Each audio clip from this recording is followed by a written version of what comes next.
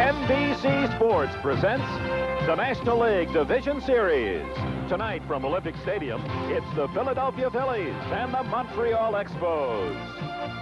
The National League Division Series is brought to you by Lowenbrau. When you want the taste of a truly great beer, there's really only one. Tonight, let it be Lowenbrau. By Ford and your Ford dealer, who invites you to test drive the 1982 Ford cars and trucks. By Prell, the shampoo that frees your hair to be beautifully full and thick. And by Hertz, the car rental company that's #1 for everyone.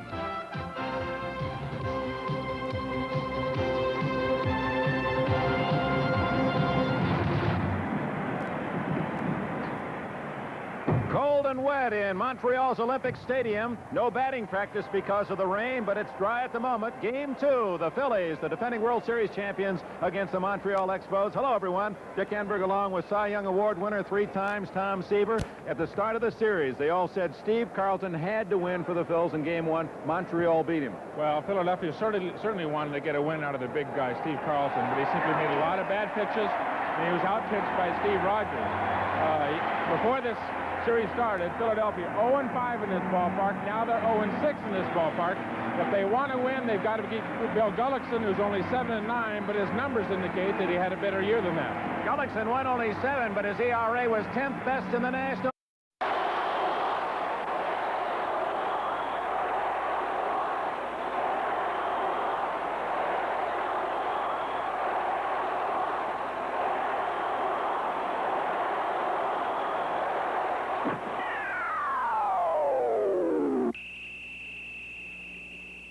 The preceding message was furnished by Major League Baseball.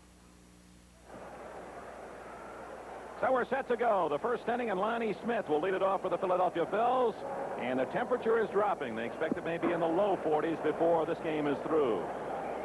Bill Gullickson, just 22 years of age, 7-9 on the year, 2.81 ERA, facing Smith, Rose, and McBride in the Philly first inning.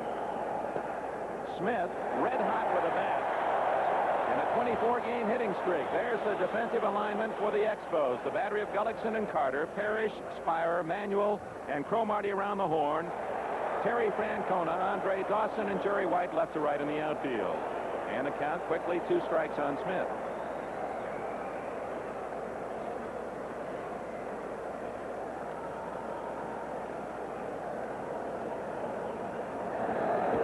High, 1-2. And around the league, Tom Seaver, when they talk about this 22-year-old from Kankakee, Illinois, Gullickson, they say he maybe have the best young arm in the National League.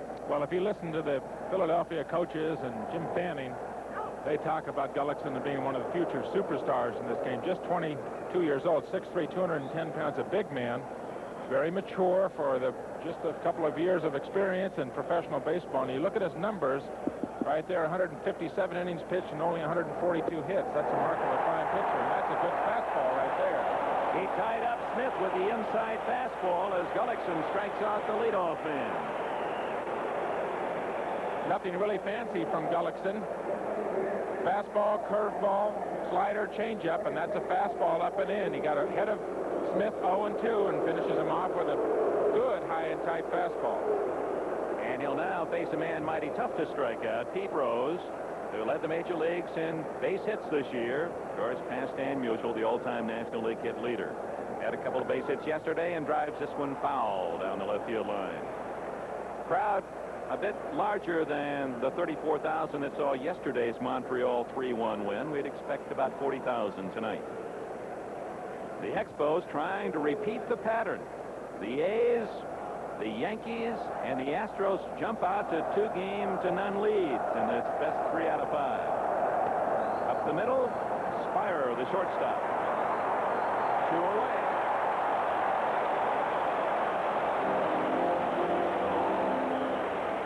Veteran infielder Spire. The Montreal defense, Dick, played extremely well yesterday. They've taken their knocks during the season. The local press has gotten on them about shoddy play at times, but they played a superb game of defense yesterday. Another example, Spire on a routine play and a ground ball to short. Bake McBride, who was moved from the 5th spot in the batting order up to number 3 yesterday in the very first inning, with Matthews on 3rd with a 2-out triple. They pitched around Schmidt to get to McBride, so now they put McBride in front of Schmidt, getting Matthews in that fifth spot, hoping Schmidt will get better pitches to work with. McBride 0 for 4 yesterday, and he's 0 for the last 20. So he's hungry for a base hit.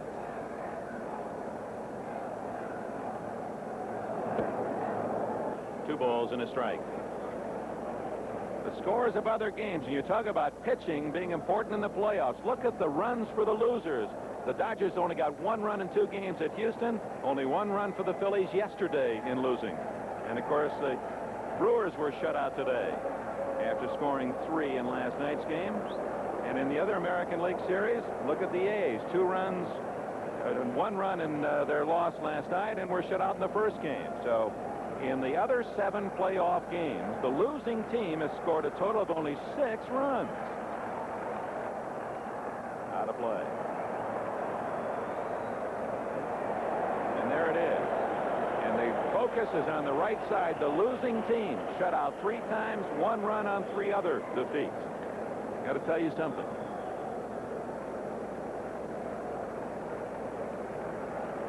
Full count, Bake McBride.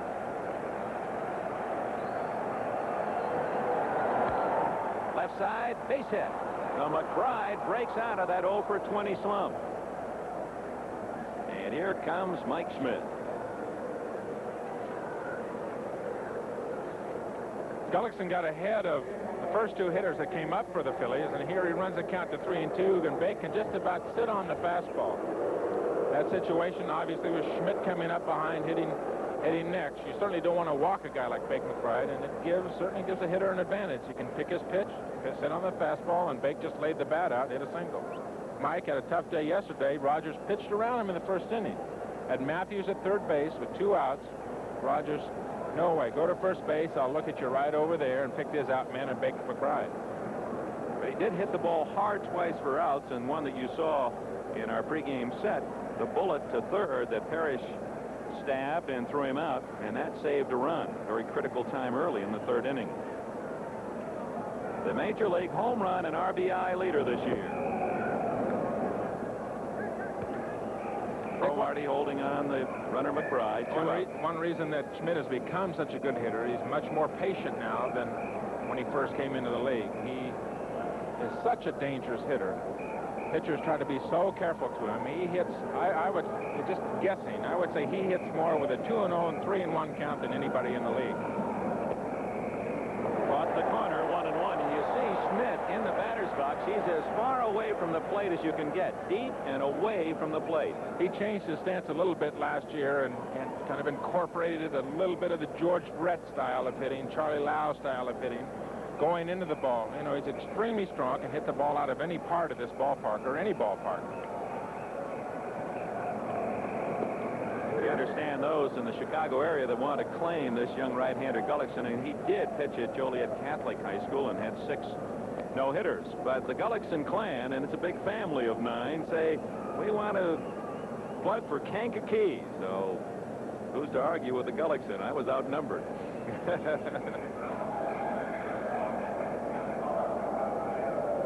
2 balls and a strike. Mike Schmidt, the batter. Top of the 1st inning. Bake McBride at first base with good speed.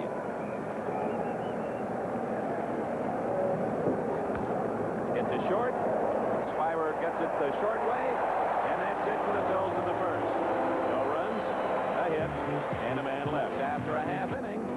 The defending World Series champions, Philadelphia nothing, and Montreal against Dick Ruthven coming to bat.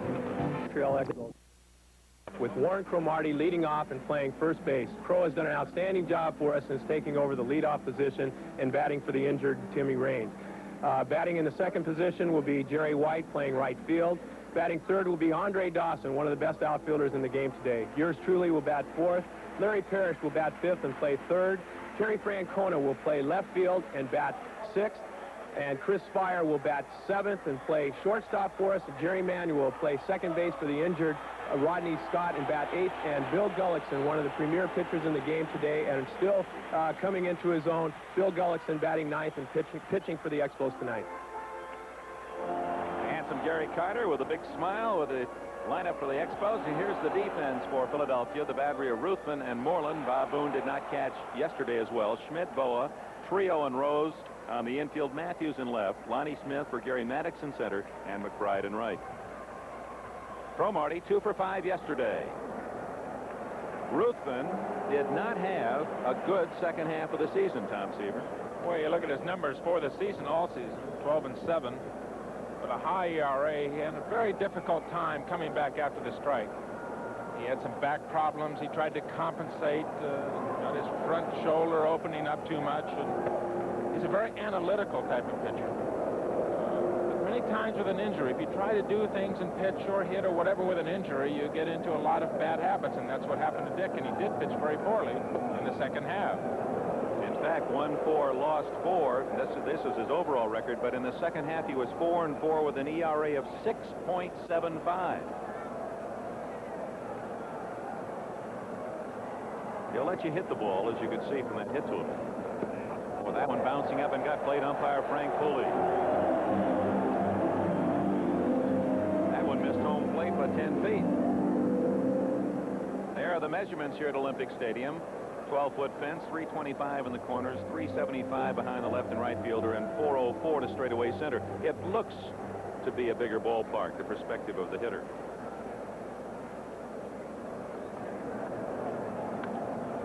Out of play.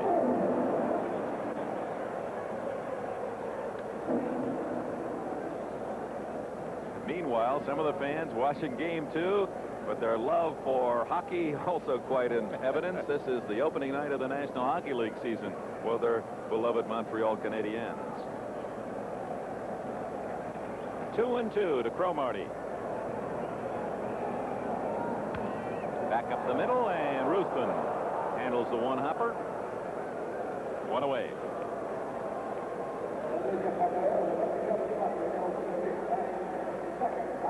Ruthven's a good all-around athlete, a pretty good hitter, pretty good fielder.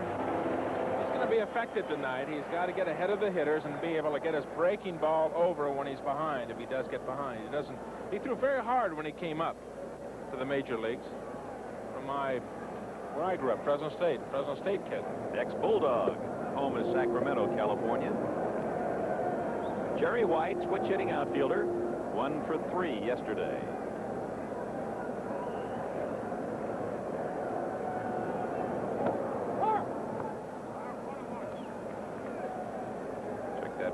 As the graphic explained.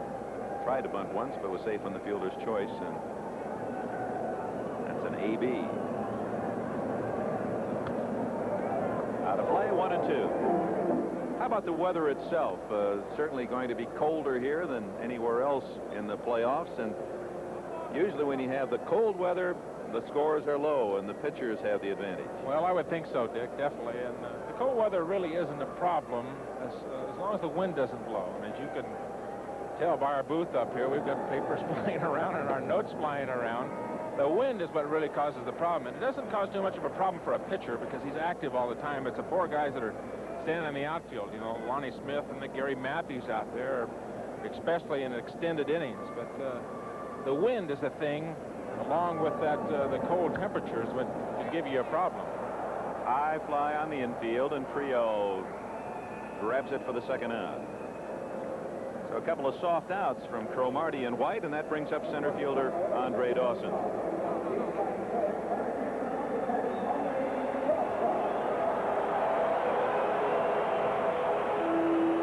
Dawson, a man with speed and power, blessed with those 2 great assets, and was the only man in the National League to hit more than 20 home runs and also steal more than 20 bases. Well, if you could make a mold and pour the ingredients in for an all-around athlete, all-around ball player, that man at home plate for the Expos, number 10, is the guy you'd want to get out.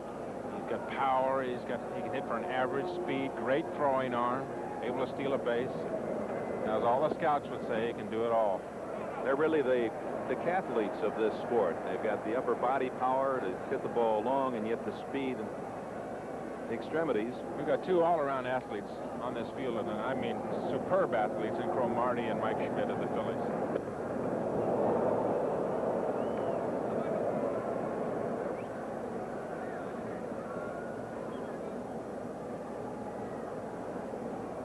Ruthven with a count, 2 balls and a strike. We're in the bottom of the first inning, no score here in Montreal's Olympic Stadium. 2-2. Picked that 3 balls and a strike as he misses away. Yeah, one thing you don't want to do as a pitcher, get the 2-0 or a 3-1 count to a good hitter. And here's a test to see if Ruthven maybe can get his breaking ball over. Goes with the fastball. Fastball right back into your living room. Talking to Herm Surratt before the game, the pitching coach from the Philadelphia Phillies, that if Ruthven is going to be affected, when he does get behind, he's going to have to get the breaking ball over. Here's a shot at Dick's. A little bit unorthodox delivery, but when he does release the ball, he gets in a good throwing position, and he went with his fastball when he got behind. Breaking ball, and it's off the fist to second. Frio with an easy play, and Ruthven with an impressive first inning. A couple of soft groundouts and a pop fly as the Phillies go down in order. After 1, in Montreal, the Phils and the Expos, no score. And the Phils bring up Gary Matthews, Keith Moreland, and Larry Boa. Bill Lee for mayor, and on their way to Houston, say, whether it's Philadelphia or Montreal that wins this series. And, of course, the Dodgers have something to say about whether the Astros will be there, although Houston off with a great start. Their outstanding pitching gets them the first 2 victories. Matthews had a triple in 4 at-bats yesterday. Gullickson with a strike. Gary, the National League Rookie of the Year in 1972 with the Giants.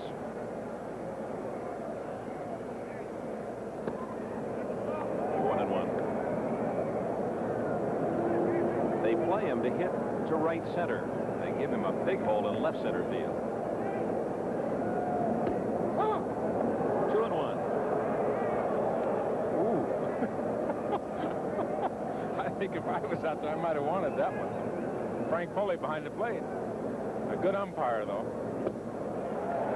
2-2. Gullickson against Matthews.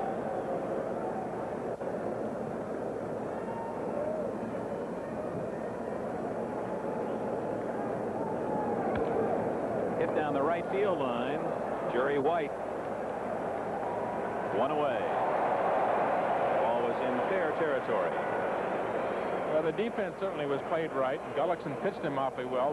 The one off-speed pitch was a changeup. The second pitch in the sequence, he threw it off the plate inside. The interesting thing about Gullickson's numbers, if you look at them, 157 innings pitched and yet only 142 hits. Hits below innings pitched, and in those 147 innings, only 34 base on balls, 115 strikeouts. And his average walks per game were under 2, so the youngster knows the strike zone. Got good stuff, can strike you out, and does not walk a lot of people. Markings of a pretty good young pitcher right there.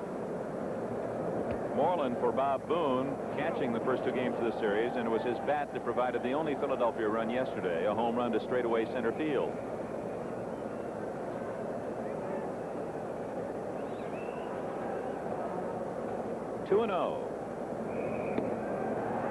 And Gullickson falls behind 3-0. Bill said his heroes as he grew up in Chicago area, Nolan Ryan and Tom Seaver. Think you feel good or just old? Ball 4, so we talk about his control, and he loses Moreland on 4 straight pitches. Bordering on ancient, let's put it that way.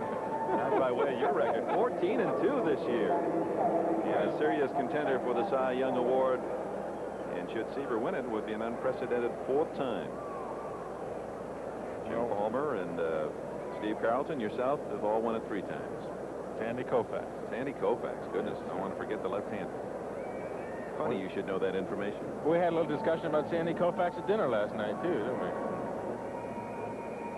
Oh, switch hitting shortstop takes a strike.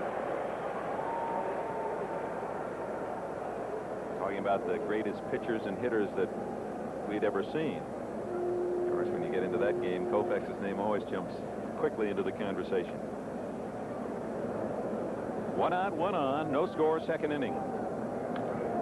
Out of play.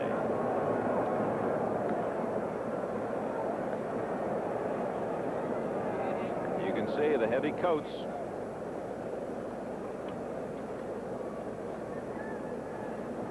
Batting gloves come in handy on a night like this.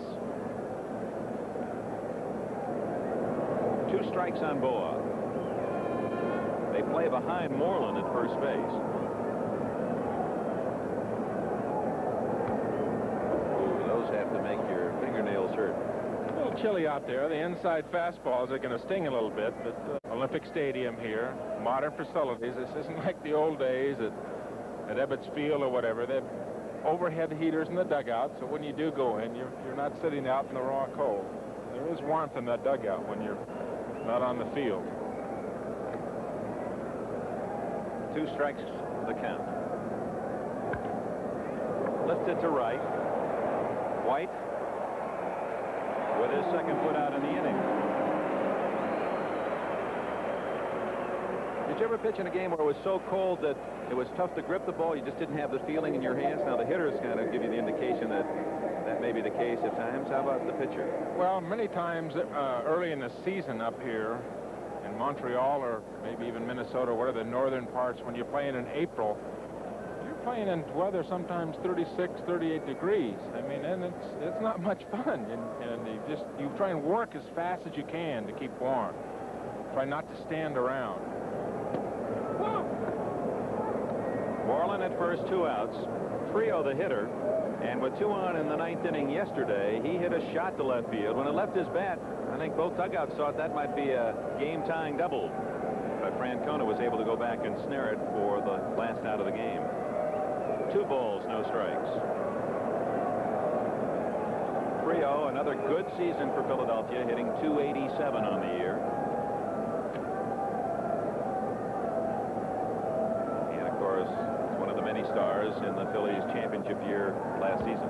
3-0. So Gullickson, who walked Moreland on 4 pitches, falls behind Trio. 3-0. The pitcher Ruthven not on deck. They're going to allow him to stay in the dugout because of the weather. No, he's out there now.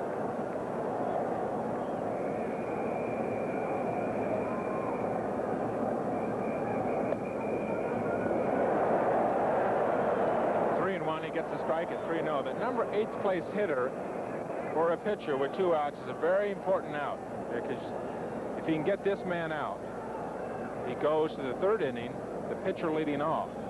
It's a very important out in strategy of pitching. That number 8 hitter with 2 outs, you want to get him out. It certainly doesn't want to walk him. Get to right, and White gets all the outs in the inning. No hits, and the Phils leave their second man. Coming up for the Expos in the bottom of the inning, it'll be Carter, Parrish, and Franco off the second inning. Thoughts about facing the Philly right-hander? Batting against Dick Ruthven, I think that he's got a good variety of pitches, good live fastball, good breaking curveball, and a good changeup. Most of those pitches he tries to go in and out, but most of his pitches he'll keep away. So that's basically the way I'll approach him tonight, and I'll see probably more of an excess of breaking balls. He guessed right. Opens with a breaking ball away. Carter had 2 home runs off Ruthven this year.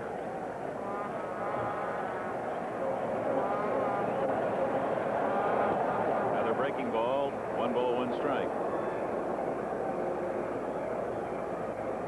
Yes, sir. That's good advanced planning.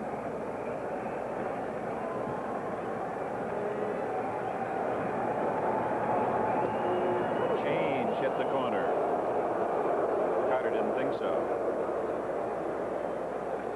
Despite the shortened season, Carter caught over 100 games again this year. That gives him 5 consecutive years. So he's been the busiest catcher in the big leagues behind the plate the last 5 seasons. And he's produced with the bat. Finished at .251. 2-2. Well, he is right. He's seen a lot of off-speed stuff and breaking balls off of Ruthven. He hit 4 home runs off this Philly team this year.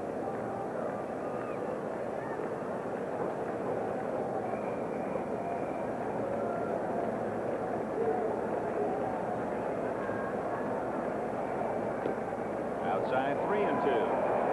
And Moreland's throw outside, back to Ruthven.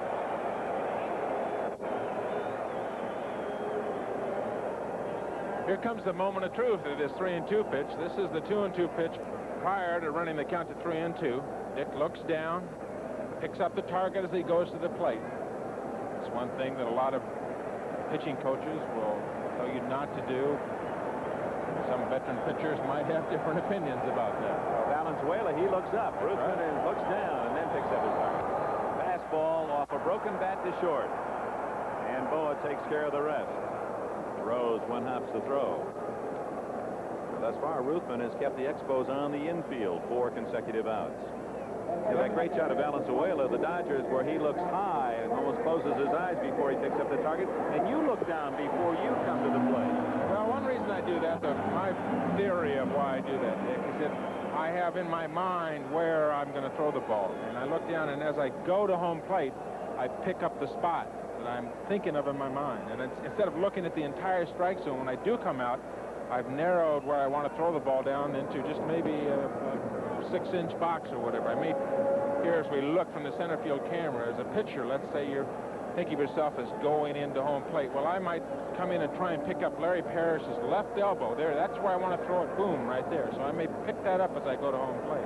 Even if you're throwing a pitch like that, a curveball away, that's the spot you're saying, that's your guiding point. No, I would pick that up, say, for my fastball. But for the curveball, now let's say I want to throw a curveball. Look at Moreland's right knee. I may pick that up, boom, my head comes up, and I'll pick that up. That's really narrowing your focus. It's narrowing focus, but it's a discipline to get you to throw the ball where you want it. Instead of looking at the entire strike zone, I found, well, for me, it helps me. It also keeps my weight forward on my right foot as I go into my delivery. I don't get too far back. You get me started on this pitching stuff, No, we're going to get away from this ball game.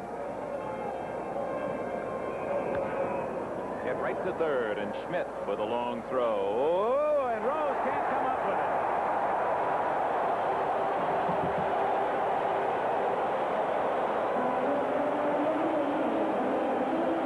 So Parrish safe on Schmidt's throwing error. Schmidt, one of the great all-around athletes in the game, there's no question about it. A fine defensive third baseman, only 14 errors this year, but there's I think most of the Phillies talk about it. If he's going to make an error, it's going to be on his throws. There's 14 errors. A very respected player, obviously, around the league.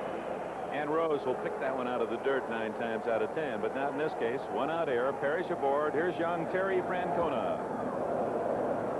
A very familiar baseball name. His daddy, Tito Francona, 15 years of professional baseball, an outstanding left-handed hitter. Terry, a product of the University of Arizona, the 1980 College Player of the Year. He's made a quick trip to the majors. In the runway after the game last night, Dick, I was walking back towards our trucks, and I saw Tito Francona. He had a bright, big, broad smile on his face after his son's catch in left field yesterday. Francona family here to cheer on their young athlete son. Change fouled away. Thus far, Terry Francona has shown good contact. It earned his way up to the big leagues this year by hitting .352 at Memphis and then .350 at Denver, but hit only 1 home run all year in the minor leagues. His dad hit with a bit more power, and the Expos think that Francona may do the same as he develops. He's just a youngster.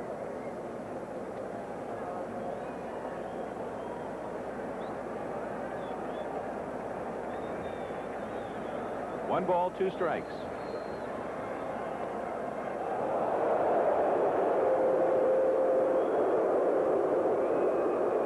Owner of the Philadelphia Phillies, Rudy Carpenter.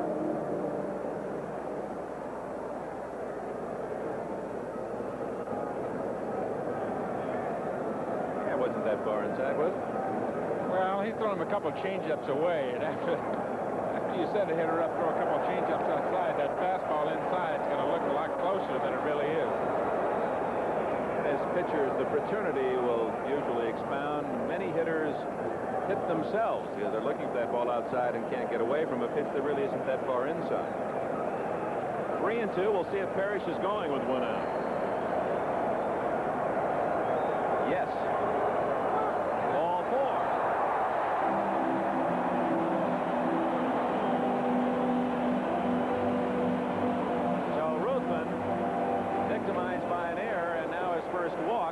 the 8 of a base hit. Montreal threatens in the bottom of the second inning.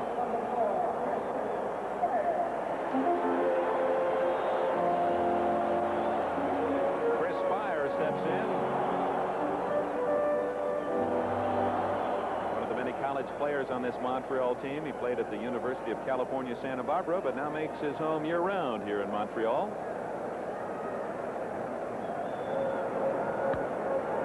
Base hit. Might be a play at the plate. Throws offline, and everyone is safe.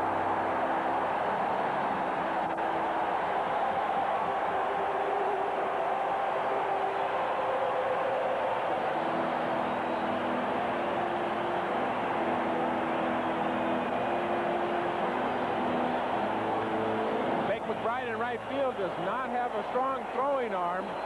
Chris Spire simply punched that ball in the hole between second and first. The throw was offline, and Pete couldn't handle it. Everybody's safe all the way around. Francona at second, Spire at third, Spire at second base. There's a center field shot. McBride let the ball go. It just seemed to tail off, going toward the plate, and then tail off toward the mound. Certainly a good throw. Had an excellent chance of getting Parrish. It's 1-0 Montreal. Runners at second and third, so the Philly infield will come in tight. Jerry Manuel 0 for 4 yesterday. He's playing for the injured Rodney Scott. Infield tight. Hitter's delight.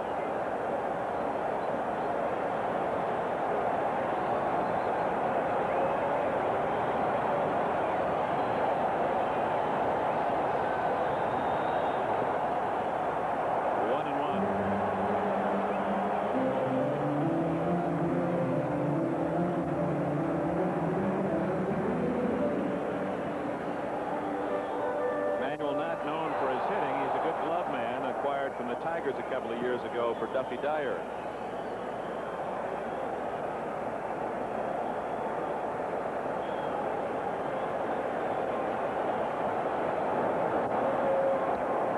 Popped up.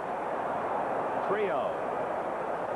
Sometimes those little bloopers with the infield in can be disastrous, but it was high enough for Trio to collect it for the second out. So Manuel unable to get a run home on an out. Francona still at third. Spire at second.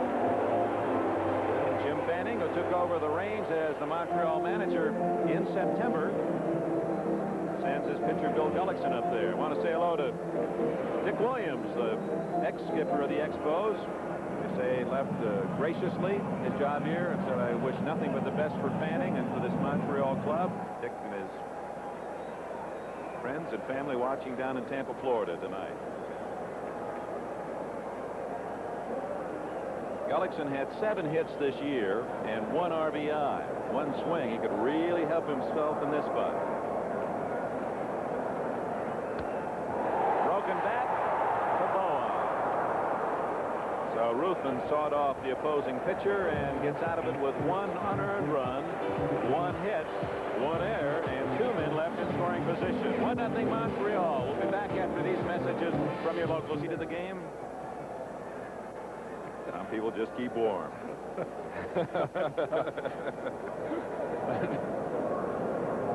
1-0 Montreal. A little heat set up by Gullickson to the opposing pitcher, Dick Ruthven, who hit 140 on the year, 7 hits in 50 at-bats. Gullickson knocks it down. And just does throw him out.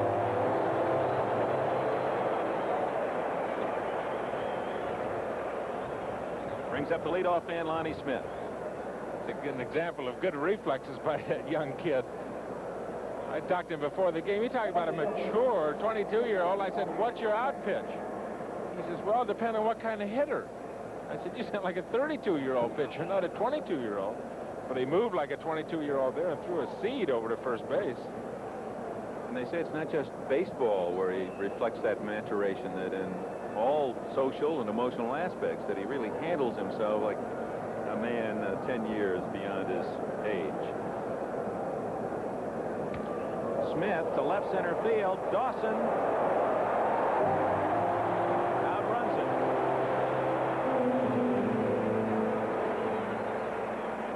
Now Dawson has the second out of this third inning. 2 pitches, 2 outs. Pete Rose grounded to short his first time up. Now, we talked about Ruthven dropping his head in his delivery. We're going to watch Gullickson and how he works the way most of us were taught, and that is you get your sign, you pick up the target, you go into the windup, you keep your eyes riveted on that target and throw it. I think most pitchers, most pitching coaches would teach their young pitchers to keep their eye on that target all the time. And pitching is such a collection of little things. It's what's good for one may not be good for another. Personally, I find when I have my head back, you can see Pete Rose's stats, what a year he had. I find that when I watch the sign all the way, watch the target all the way, my weight gets too far back. Just to have my head going back gets my weight too far back behind my right leg, whereas if I keep my head down, it keeps my weight right on top of my right leg. So it's a very fine line. And for some pitchers it will work, for other pitchers it won't work. But he has fine mechanics. He gets into fine throwing position. He had plenty on that fastball, enough that Rose wanted to take a look at the ball. Strike 2. We talked with Pete early this year down in Clearwater in spring training and said, name some of the young pitchers that you really liked last year, and he came up with Gullickson's name first. To Hopper, to Manuel, and Gullickson works another easy inning. 1, 2, 3, the Phillies go. And after 2.5 in Montreal, the Expos lead it 1-0. Off the Montreal third inning, the fun-loving, effervescent first baseman. We asked him if he ever gets nervous. Yeah, the first time I've been nervous is when I left school, when I wasn't supposed to. My mother came and got me, and then later on, my father came and got me. But you know, nothing can compare with this. It's a whole different atmosphere, and let's hope we play some real good baseball. Well, you don't forget when Mom and Dad come after you, you bet you're nervous. Part of the Miami connection, Cromartie and Dawson. Bounce back to the mound in the first inning. Ruthven, who changes speed so well, took a little off that one, drops it in for a strike. He's really enjoyed that leadoff spot since Tim Raines broke his hand in Chicago in mid-September. Turned that one over a little bit as he, again, took some speed off the fastball. 1-1.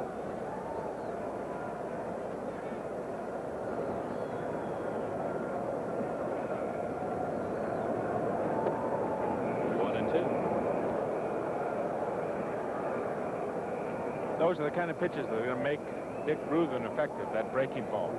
Cromartie, a fastball hitter, try and hit the ball up in the alley in left field. He likes to go to the opposite field. Yesterday, his single and his double, both to left field.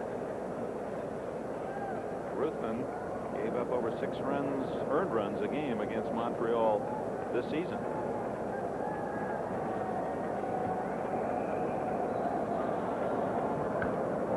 That one to right, and no one there.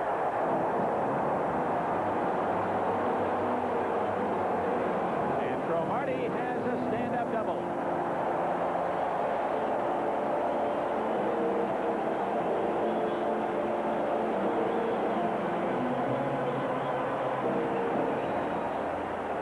Dick made a mistake on this pitch. It looks like either a changeup or a high fastball.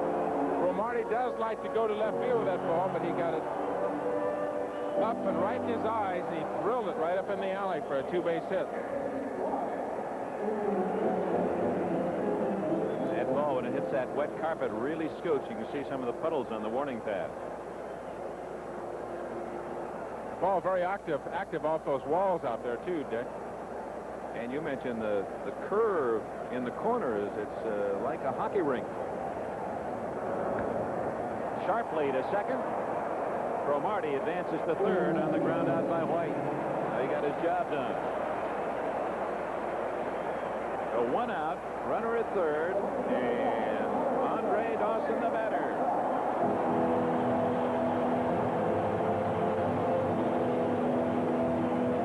Dawson voted unanimously by the baseball writers here in Montreal as the Expo Player of the Year. He's 27. Those are mighty impressive numbers. 302, 24 home runs, 26 stolen bases.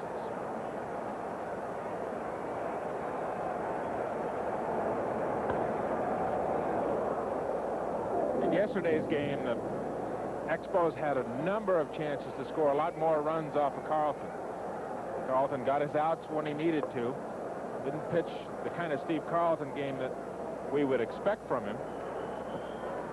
But Montreal has done their job here now.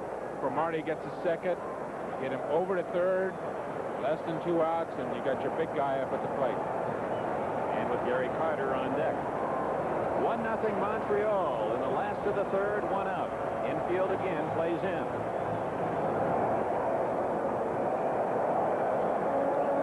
On the curveball. Expos scored in the second inning. Parrish safe on Schmidt's error. A walk to Francona, and Chris Spira single to right field. Check swing foul. 1-2 the count to Dawson, who won a Golden Glove and a Silver Bat last year. That's a pretty good quinilla. Fielding and hitting. As we talked earlier, also great base speed.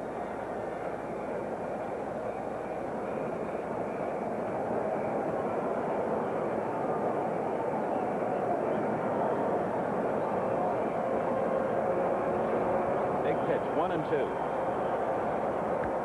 Popped him up. Foul territory, Schmidt.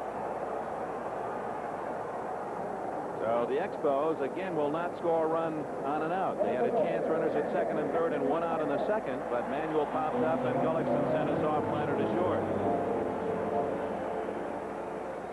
Gary Carter grounded to short his first trip.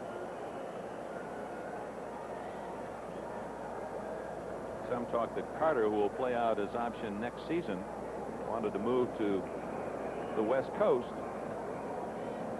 May just be some bargaining banter.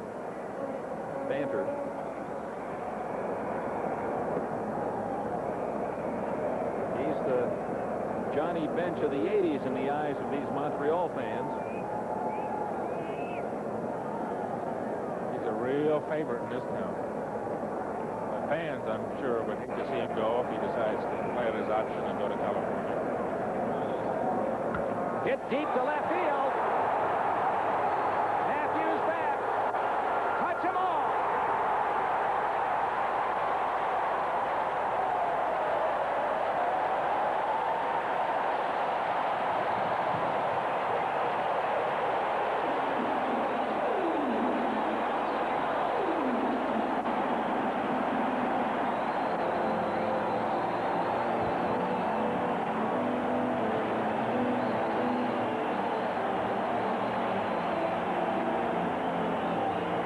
Did a good job getting Andre Dawson to pop up, and he went right behind Gary Carter. 1 ball, no strikes, and that looked like a changeup to me. Dick very upset. That's a bad mistake. You give a hitter like Gary Carter a pitch like that, off-speed pitch, and you hang it, get it up, they're not going to miss it very often.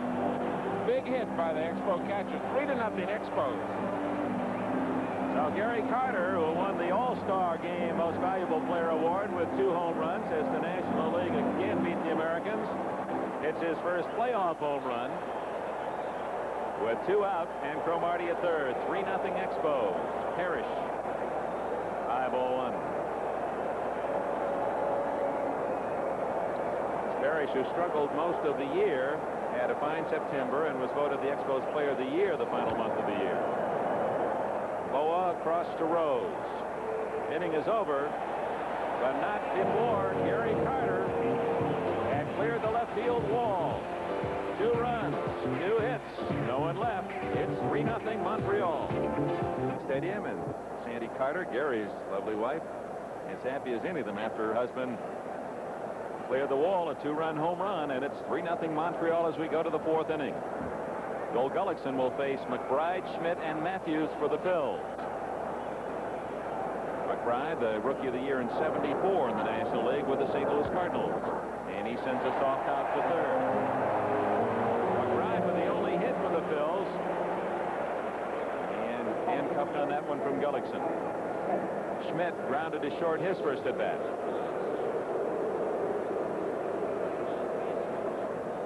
And here's Mike Schmidt's thoughts on the man he opposes now, the right-hander Gullickson of the Expos.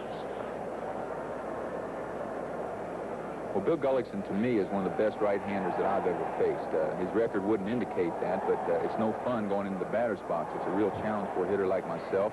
I got to lay off the high fastball, and when I get a pitch to hit, I got to do something with it because he's a tough pitcher. He's a strikeout pitcher, and we just have to hope he makes some mistakes, walks some people, and we can take advantage of it. So far, no mistakes to Schmidt or anyone else, as Gullickson combining that fastball with a crisp breaking ball. He calls it a slurve, half slider, half curve. That ball hit to center. And it's Dawson in between White and Manuel with a catch. For a moment there, I wasn't sure anyone was calling. You know, Dick, the more you watch that guy, Dawson, he just reminds me so much of Willie Mays. Being able to cover so much of the outfield, great speed, great power. He's going to develop into the, if not already, the best player in the league. I think many people around, baseball people, would say it's a toss-up between Andre Dawson and Mike Schmidt right now. He's been a well-kept secret, and part of that is the fact that he's playing here in Montreal, and a lot of the American fans don't hear the full details of his talent. The dugout know about Andre Dawson. Matthews, who had a solid season his first year in Philadelphia, hitting over 300.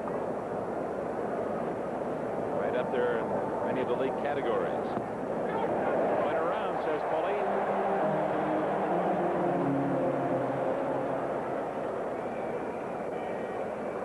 Third base umpire John Kibler.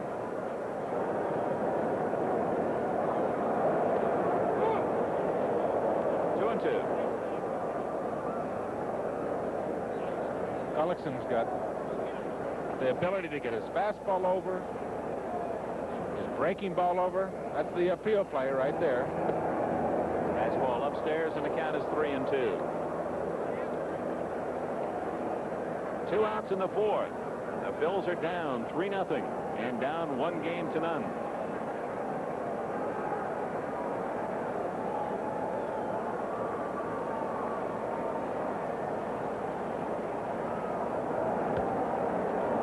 Right for a base hit as he went the opposite way. So Matthews has the second Philadelphia hit. And it brings up catcher Keith Moreland.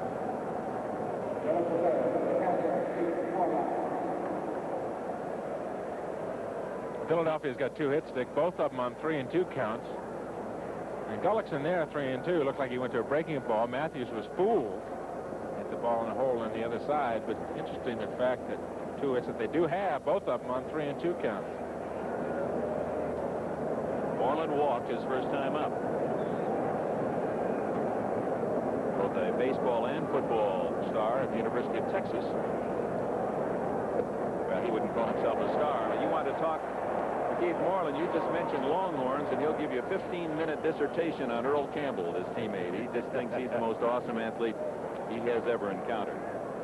Moreland was a defensive back, so he had to work against Campbell in practice. High in the air. Parrish waiting for it to come down. Rolled a foul pop. Moreland got it all, but straight up. No runs, a hit. The Phillies lead their third man. Middle of the fourth, the Expos lead by 3. Donald Sutherland stars in that motion picture. Quite a Montreal fan.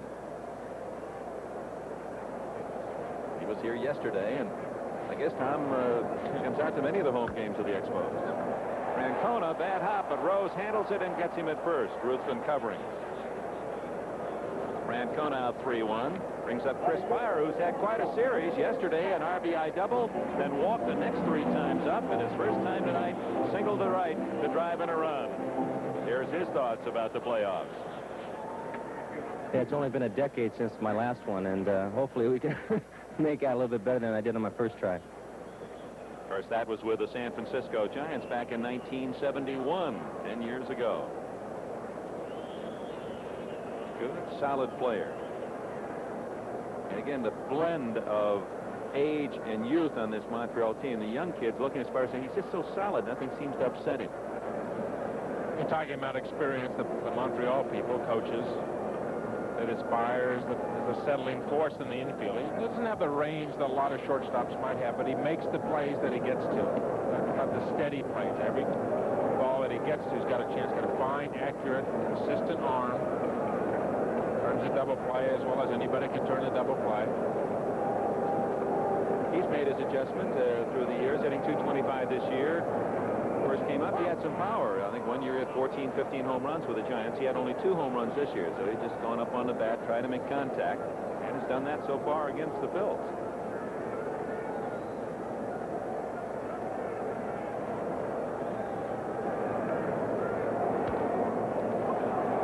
Schmidt to Rose, and there's 2 away. Now, the crowd here is certainly different from any other Major League park that I've been in. Does it strike you that way? Well, I noticed that when I come up here, Dick. Definitely, they seem to get lulled into periods of silence. Maybe it's just an international type of crowd, but they get lulled into periods of silence. In the Philadelphia bullpen, Warren Brewster, but they'll get up real high and we get very active and yell, and then they'll come back and seem to sit down and quiet down for a while.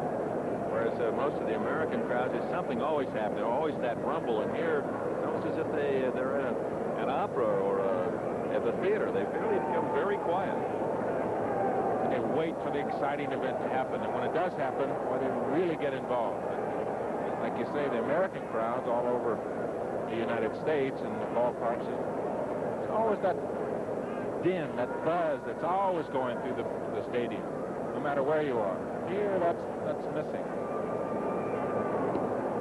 Manuel lays off the breaking ball, and it's 2-1. Almost the way the crowd reacts, it's like a hockey rush from end to end. They build in their spirit. Boy, when the goal is scored, it's pandemonium, and then it's almost as if someone waves a baton. Everyone relaxes, sits back down, waits for the next sports crescendo. Manuel pops it up. Might be a play for Moreland. Back in the second row. Ruthven will hit third in the next inning for the Phils. Now, Brewster warming up. Part of that may be thoughts of using a pinch hitter.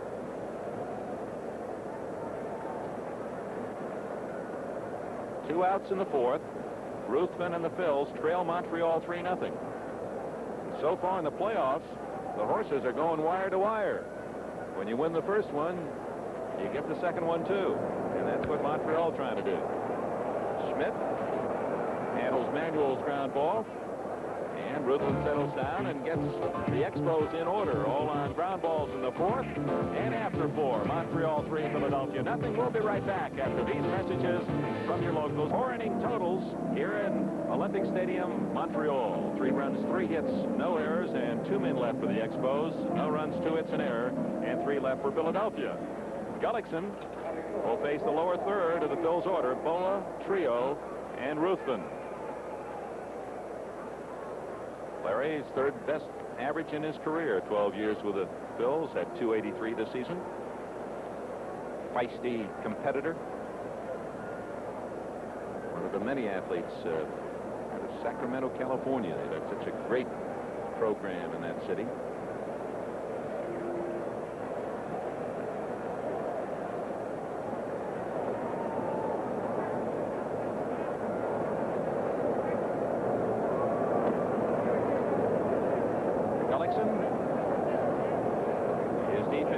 Behind the plate, Parrish, Spire, Manuel, and Cromartie on the infield. Francona in left, Dawson in center, and White in right.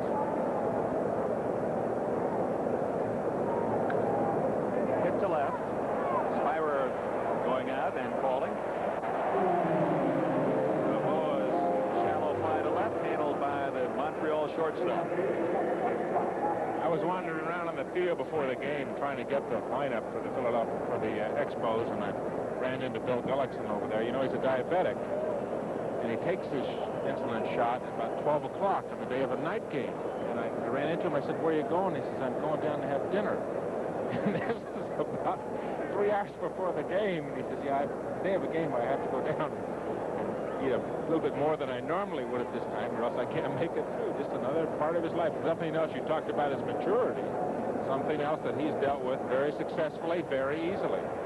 What a fastball on the outside corner. When would you normally eat on the day you pitch? Night game, 8 o'clock. I'd be having a meal or about 1 or 2 o'clock, and that would be it until post game.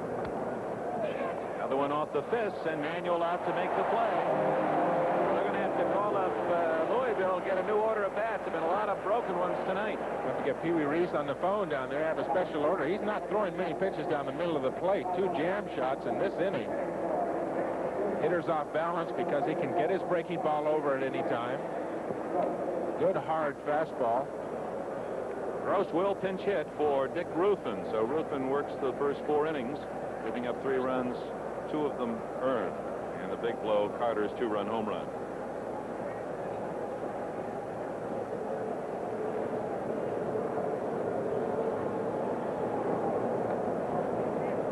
He gets it up there in a hurry. Gross last year hit 240 with the Phillies. He's always been a solid hitter, a 295 lifetime average in the big leagues. 2-0. Didn't miss by much.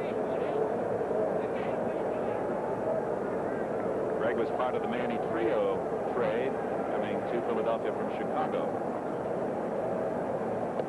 2-1, and that was a good deal for the Phillies. They also got Dave Rader, while the Cubs in return received Barry Foote, Jerry Martin, Ted Sizemore, and a couple of minor leaguers.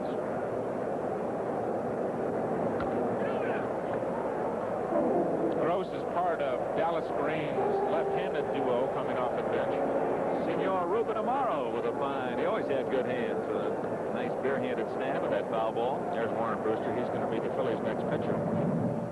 Gross comes up in these situations. Del Unser is the other left-handed pitcher used by Dallas Green. Unser having a little bit more power, used in situations when Green might need a double or an extra base hit. 2 balls, 2 strikes, 2 outs, bases empty in the Philadelphia 5th inning. 3-0. Montreal leads it. Out of play.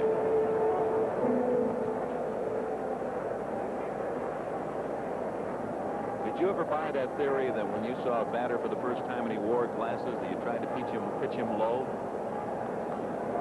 Oh, never heard that one. Not only didn't I buy it, it's the first time I've ever heard it. That takes you back a few years. Well, I'll try. I'm going to have to write Drysdale and ask him about that one. Out of play again. Big right-hander with the Dodgers. He used to say that I figure if he's got glasses, he can't see too well. I'm going to pitch it far away from his eyes as I can. Yeah, you wonder what a hitter does when he fouls off a pitch that he thinks he should have hit. Gross probably should have punched that down the left field line for a double. 2 balls, 2 strikes.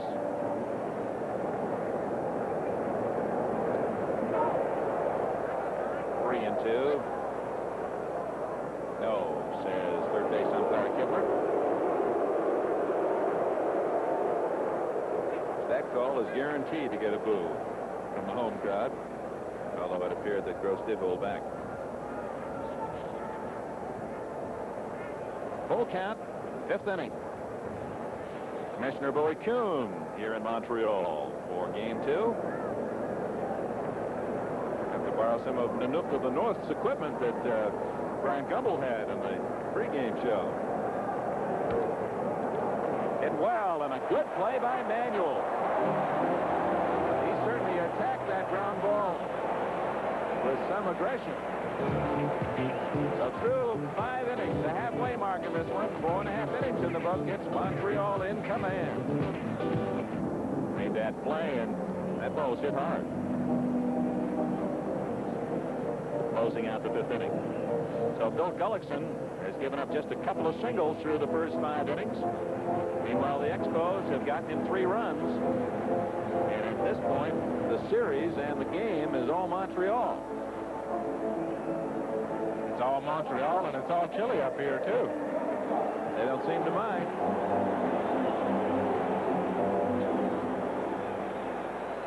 Warren Brewster takes over for the Phils. 14 games in 81. Ruthven, 4 innings, 3 hits, 3 runs, 2 earned. 3 hits, 1 walk.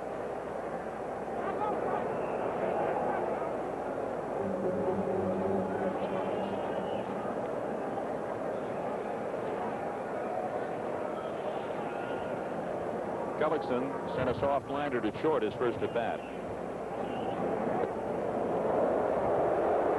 Now breaking ball, and the fans reacting to Gullickson's move away from the plate. Those pitchers aren't going to wait for that thing to curve. 1-1.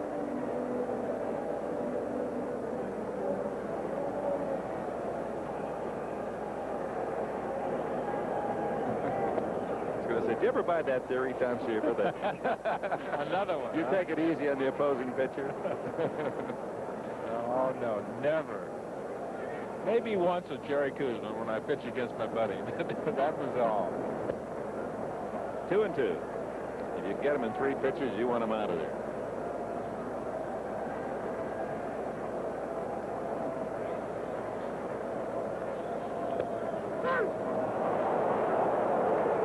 Brewster takes care of Gullickson. And we're pleased you joined us from Montreal, Dick Enberg and Tom Seaver. And we'll be back with you tomorrow from Veterans Stadium in Philadelphia, Game 3, and Games 4 and 5 if necessary. So far, the teams that win just seem to keep right on going. Oakland and the Yankees are already had 2 games to none. And Houston, the only National League teams have won at home. The American League teams have lost at home. Cromartie. This telecast presented by authority of Major League Baseball, intended solely for the private non-commercial use of our audience. Any publication, reproduction, retransmission, or other use of the pictures, descriptions, and accounts of this game without the express written consent of Major League Baseball is prohibited.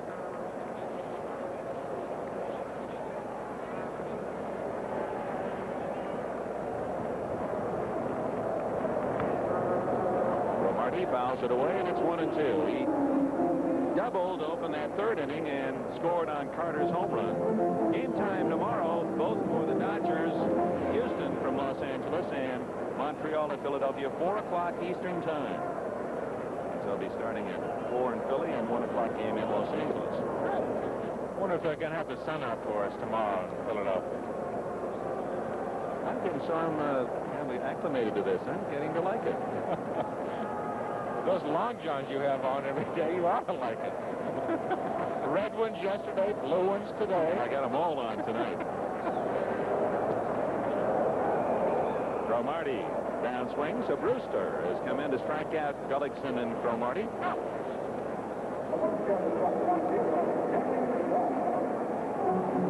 Cromartie, who has really hit well since Jim Manning moved him in that leadoff position. Cromartie's a guy with a sense of humor on that ball club. He's the guy chirping around the batting cage, always getting on his teammates, always laughing, always smiling. Got a needle for somebody. Great sense of humor. They say that he's been here for, what, 4 or 5 years, doesn't know the science yet. That's his teammates, of course, give it right back to him. Fouled by White. It's 1-1. Who's the court jester on the Reds ball club? Have one? We have more than one. You're sitting next to one. I know that. David Concepcion, our new 5-year shortstop. He'll really be full of fun, won't he? Yes, he'll be a baller last next year. I'm glad we've got him back, though.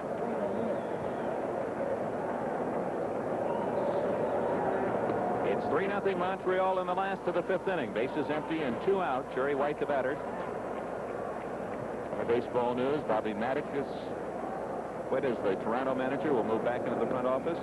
Rumors are that Bobby Cox, fired with the Braves, the Atlanta Braves, might become the new manager of the Blue Jays.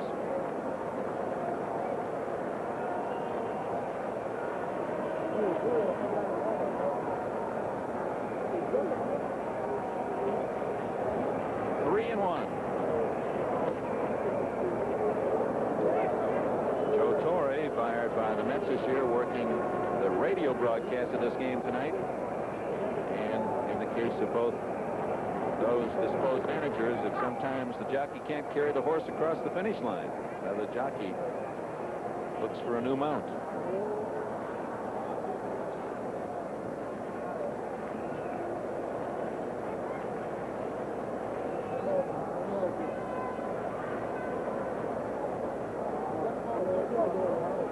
First thoughts. Rumors are, more than rumors, that Dallas Green is going to be leaving the Phils. Oops. That one scooting right off Boa's glove.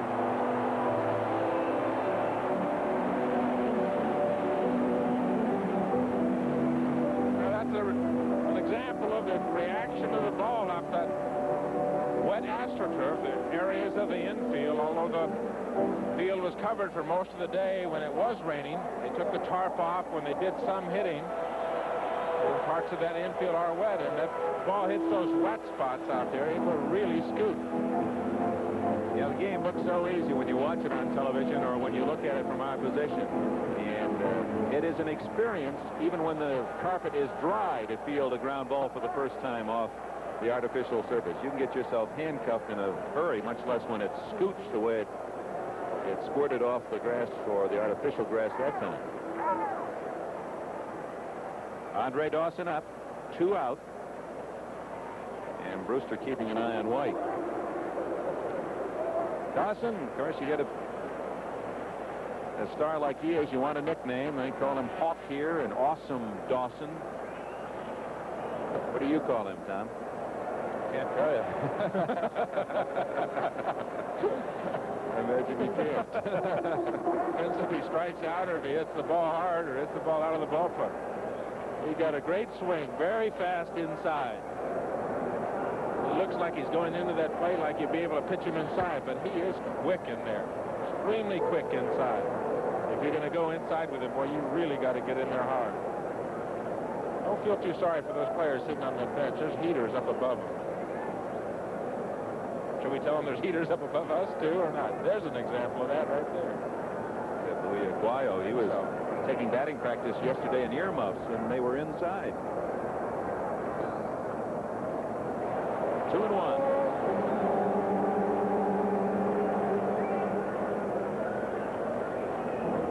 The Expos trying to win the first 2 at home, where they had the best record of any National League team. They're going to Philadelphia, and the Phils had the second best home record in the league. There he goes.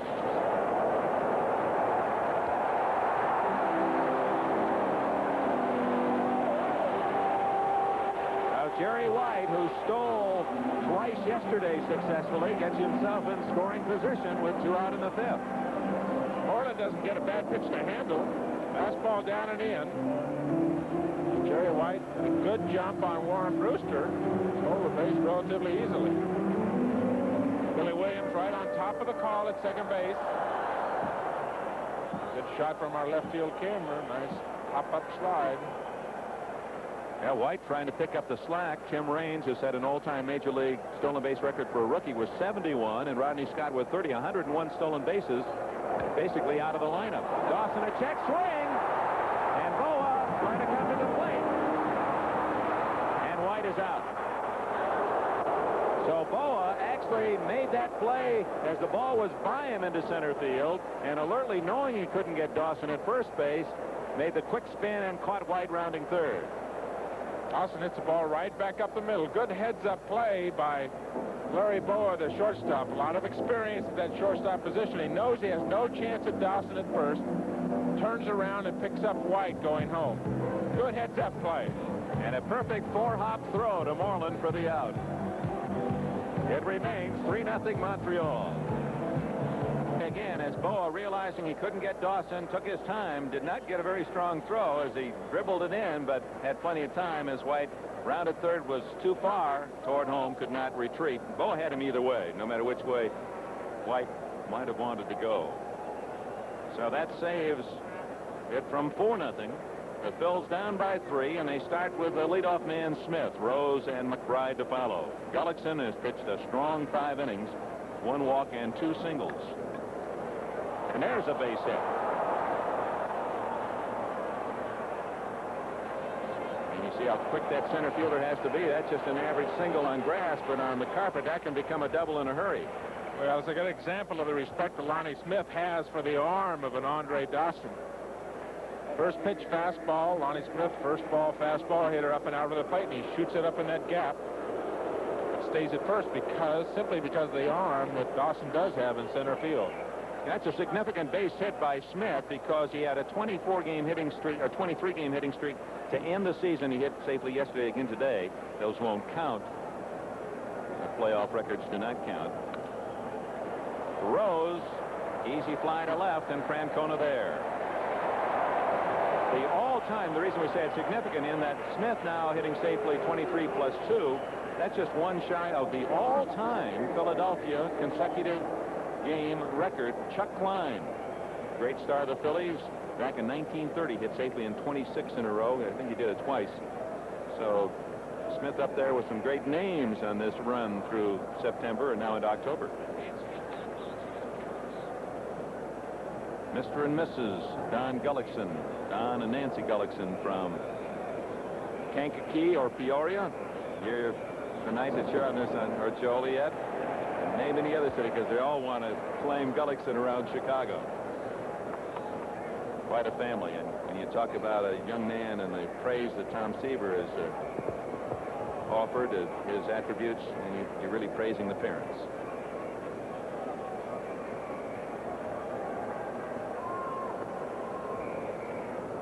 McBride up, 1 out, 1 on. Gullickson hasn't had to work from the stretch too much tonight.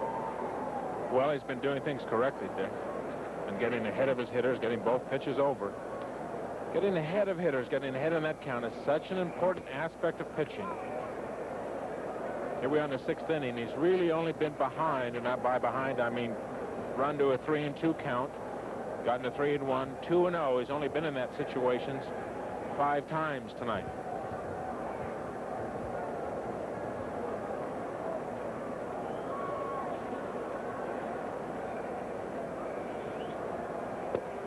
In there, and it's 1-2.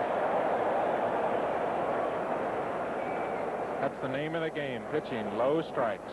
Ahead of the hitters, good low strikes. You do that, you're going to win a majority of your games. You know, you look at his numbers, looking at them before the game, just 7 and 9, but you could tell by the 157 innings pitched in that 2.8 ERA, in a much better year than 7 and 9.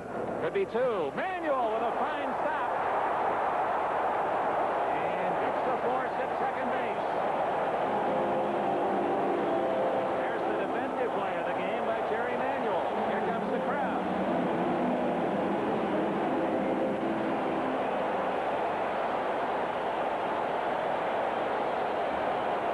We talked a little bit about the defense of Montreal yesterday. The defensive play of the game yesterday made by Larry Parrish. Here, Manuel makes by far the best defensive play of the game. Chris Spire had no chance on McBride at first base. You see McBride coming in, but Spire, because Manuel had trouble getting the ball out of his glove after making that diving stop, threw the timing off of Spire, and he had to make sure he got the 1 out. Here's Mike Schmidt. He's grounded out and flied out. Talk about that being a defensive play. That ball goes through. Mike Schmidt comes up with 1 out and 2 men on. One swing of the bat, you could have a tie ball game. And all of a sudden, Mike Schmidt, even if he does hit it out, he's still ahead by a run. Schmidt, 0-for-5 in the series. Consider the shortened season, and Schmidt led all of the major league hitters with 31 home runs and 91 runs batted in. Just did edge out George Foster in the final week. This is Cromartie. Warren Cromartie's mother, Marjorie. 2-0 to Schmidt. Ooh, he had a good cut. Fouled it away. Well, he got Gullickson in position now. Bill has been ahead of his hitters, but what Mike Schmidt will do to a pitcher, you come up there, he's got such awesome power and such a devastating swing, and they ought to be so careful on this first couple of pitches, and before you know it, Mike Schmidt hitting 2-0. Even in a situation where he can't tie the game up. That's really the first mistake that Gullickson has made, running the count to 2-0, because Schmidt had a fine cut on that. He just missed that ball. 2 outs, a runner at first base. McBride. 3-0 Montreal here in the 6th inning. Another foul out of play. Gullickson came right right back to challenge Schmidt. Both those pitches.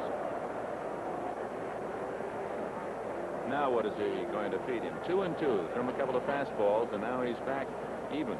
Well, he's 2-0. Boom, boom. 2 good fastballs. Got it to even 2-2. Now he comes back to the driver's seat. He can throw the fastball inside, throw the curveball. But if he misses, goes back to 3-2. The favorite got to swing back to Schmidt in that situation. So 3-2 you feel is the hitter's pitch. That's an advantage to the hitter. Little high. Although you see Pulley with a left thumb indicating it might have been a little inside, but it was close. Well, he answered our question which way he was going to go. That's a good up and in fastball that might barely held. That's his strength, being able to hold up on that pitch. It was unhittable. Just missed. Now 3-2. What's he going to throw? Is he going to go back in there with that fastball? Can't walk him. You can't walk him. You have to go after him in this situation. Up by 3 runs. McBride, of course, will be off with a pitch. Check swing to third. Parrish has to go the long.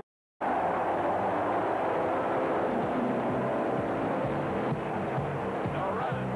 1 hit, 1 left, and 1 outstanding defensive play by Jerry Manuel. And the Expos maintain their 3-0 lead.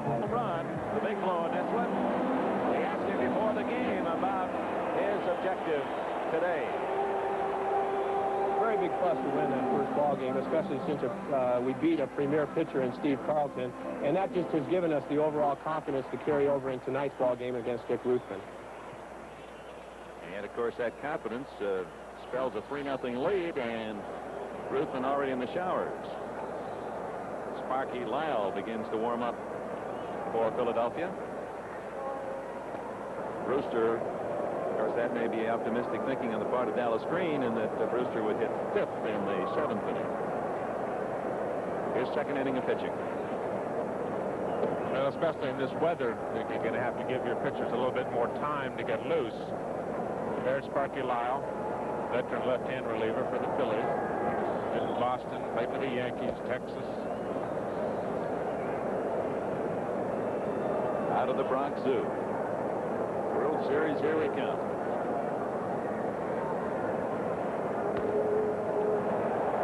Bad hop, but Boa handles it nicely. First championship for Montreal, of course, alluding to a big league championship for many, many years. The old Montreal Royals of the International League were a dominant team, the top farm club of the Brooklyn Dodgers. In fact, Tommy Lasorda, East Oak, claims he was the Warren Spahn of the International League. Never quite got his chance in the big leagues. Gene Mock played up here. Jackie Robinson played in Montreal. And a great baseball town for a long time prior to becoming a major league town. Larry Parrish, safe on an error and scored, came around on Spire's single in the 2nd and grounded to short his other time up. Francona would be next. 1-2. You know, talking about this town, Dick, and the ball team they have now, I mean, their heroes are Dawson and Carter and Cromartie and the rest of them. Like any franchise team, any expansion team, they progressed. The early days of Rusty Staub and John Buckabella. They have quite a history. They had very colorful players up here early. Mac Jones, remember Mac Jones, the left fielder? They used to have Jones over at old Jerry Park. They had the Vance in left field. Mac Marauders or whatever they were. A lot of names have come through this franchise, and they have themselves a fine team now.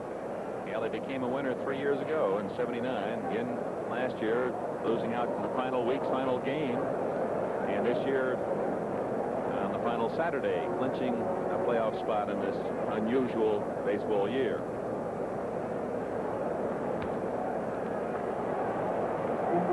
Francona falls behind 0-2. Apparently Fortunately, the temperature has not dropped. Still a comfortable 46 degrees.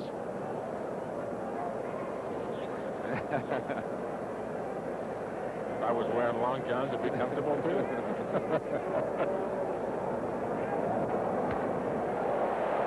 Base hit to right field. Here that McBride was having trouble picking up the ball in the lights. That's the 5th Montreal hit tonight. Steve Burrows, first base coach. I think McBride either lost the ball in the lights or misjudged the ball. You couldn't really tell how hard that Francona had hit it. Francona looked like he just reached down there with about a 6-iron and golfed it to right field. Second hit off Brewster. And Chris Spire. RBI single in 2 trips. There goes the runner. And Francona, not known for his speed, is in scoring position. I think that caught a couple people by surprise. One of them, Brewster, the pitcher. Francona does not have better than average speed, but he did get a good jump at first base. He had only 1 stolen base since being recalled from the minor leagues. Slide into second, a la Pete Rose, head first. And now they're going to walk Spire.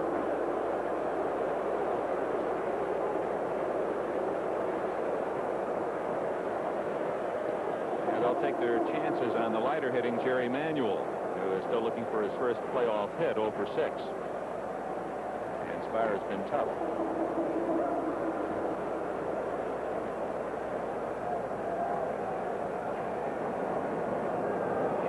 You saw Dallas Green, and it is a small world, baseball.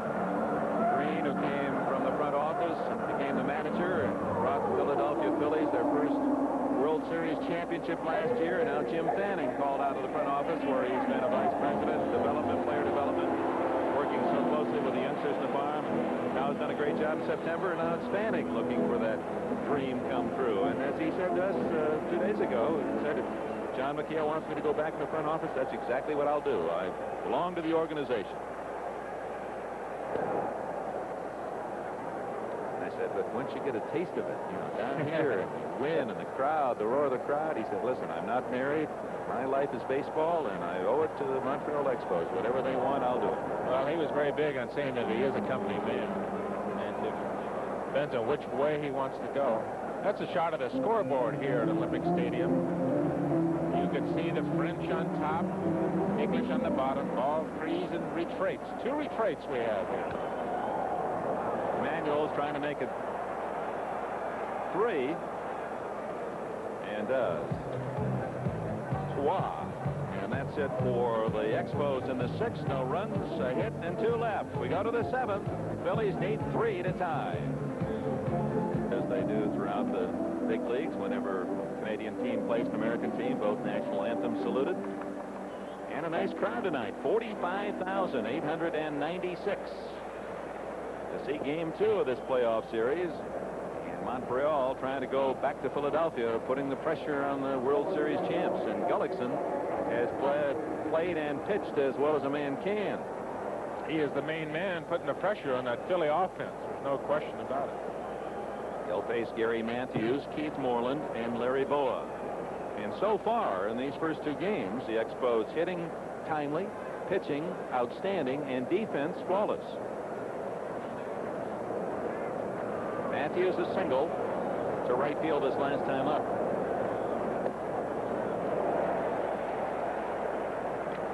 Let's just study Bill Gullickson in this inning, and expert eye of Tom Seaver. Was that a wicket breaking ball? What an optical illusion. You know, after the first pitch, he gets his strike on the first pitch. That's a good slider running off the plate. Another breaking ball, curveball. Hit of the hitter, 1 ball, 2 strikes. Now he's got a whole bunch of things that he can do. Go outside, go inside. Goes up with a fastball, and Matthews, second strikeout victim of Gullickson. last September, not 1981, but in 1980, Gullickson struck out 18 Cubs in a game. Of course, that's just one off the Major League record. Good example of setting up a pitch. Threw the slider away earlier. First fastball that Matthew's seen, and this time at bat, and he's way behind it. Now facing Keith Moreland, who has walked and fouled out. Fouls that one back. Let's see, you share the Major League record in 9 innings, 19 strikeouts with Steve Carlton, Nolan Ryan. Our buddy Nolan Ryan down in Houston did that when he was chunking for the old California Angels out there, didn't he? I had a pleasure to call that one, as I did his no-hitters with the Angels, and I know I was as pleased as you were to help celebrate from long distance Ryan's 5th no-hitter. Quite a man.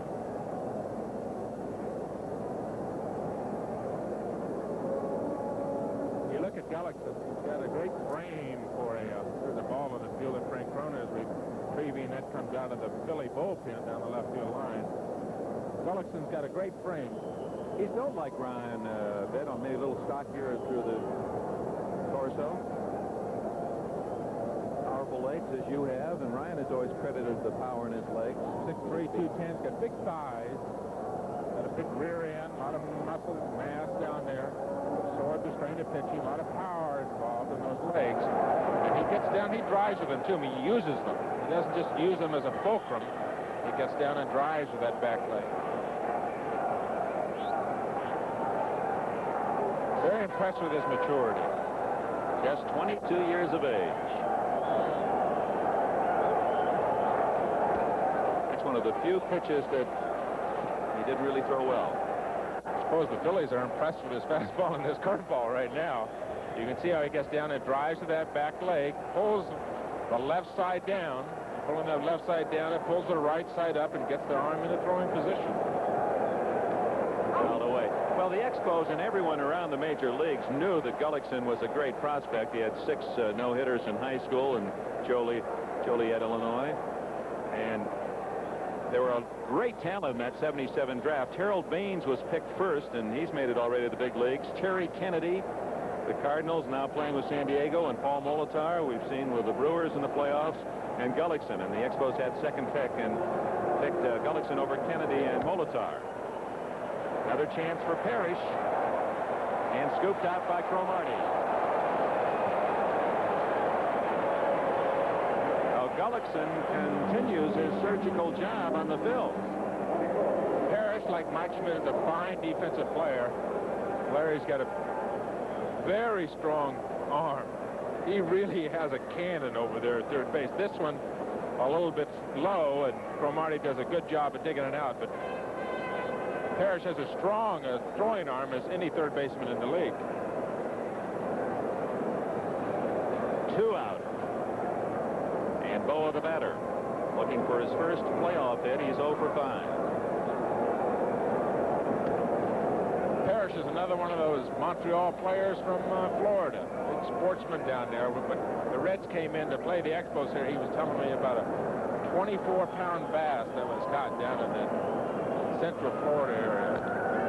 That raised a few eyebrows in our dugout. The alligator's not that big down there.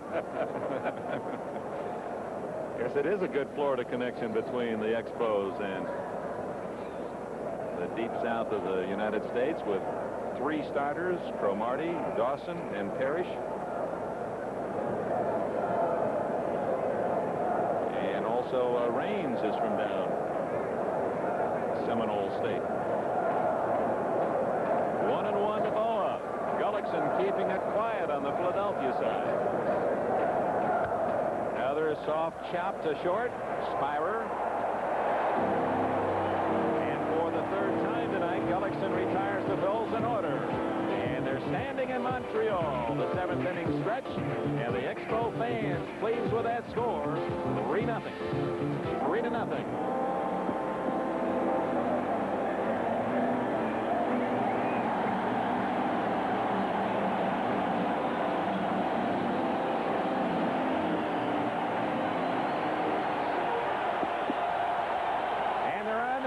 For Bill Gullickson.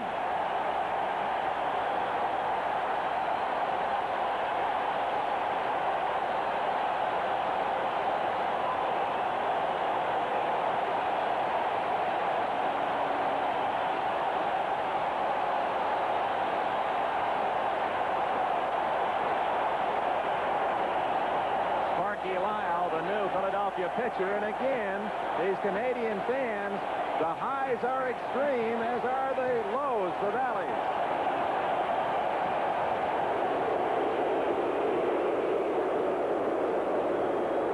$45,000 umpires. Gullickson. Boa, easy out. He'll get another hand as he goes to the dugout. They went from cheers to boos almost on cue there, didn't they, on that one call? Veterans Sparky Lyle worked in 48 games, ERA up there. And one time in the middle of the year, talked about retiring. He was going to quit, was unhappy with his work, but reconsidered. Gullickson has completed 3 games of 22 starts, so just in case, veteran Bill Lee starts tuning up in the Expo pen.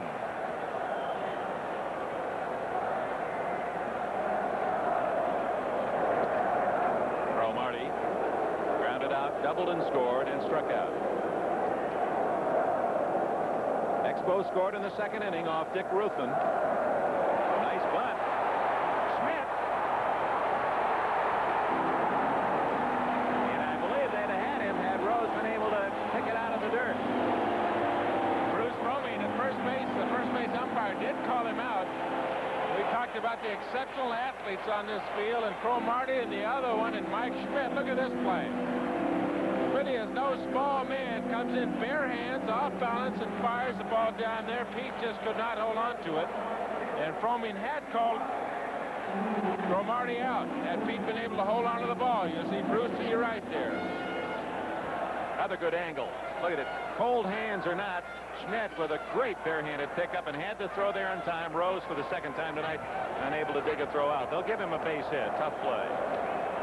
6th Montreal hit tonight. White 0 for 3.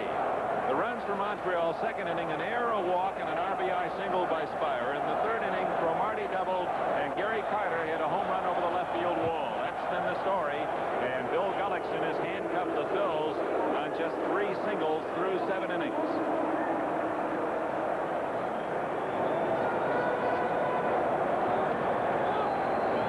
Montreal fans boo, and even when you try and pick somebody off, I guess they don't think that's fair. Lyle's the third pitcher for the Phillies tonight, and Ron Reed starts throwing in the Philadelphia bullpen. We saw Reed in yesterday's game. And Tug McGraw going down there now. First time we've seen White bat from the right side in the series. 1 for 7 from the left side.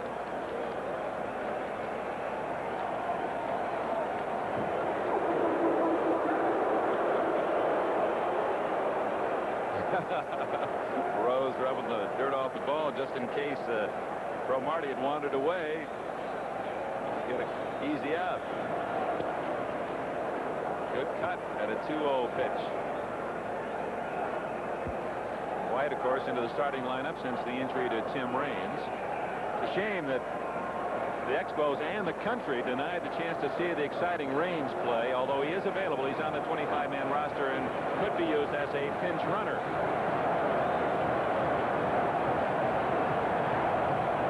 Ball 3.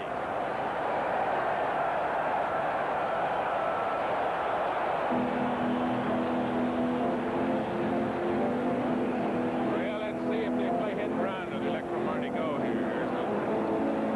He was swinging 2-0, so you got to figure that if he likes it, he's going to give it a cut.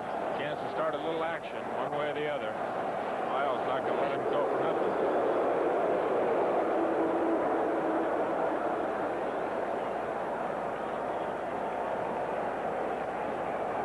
He goes. And he is out of there. Good throw by Moreland. So White unable to make contact. And Cromartie thrown out. Cromartie not known for his speed or his base stealing ability. Moreland got a good throw off.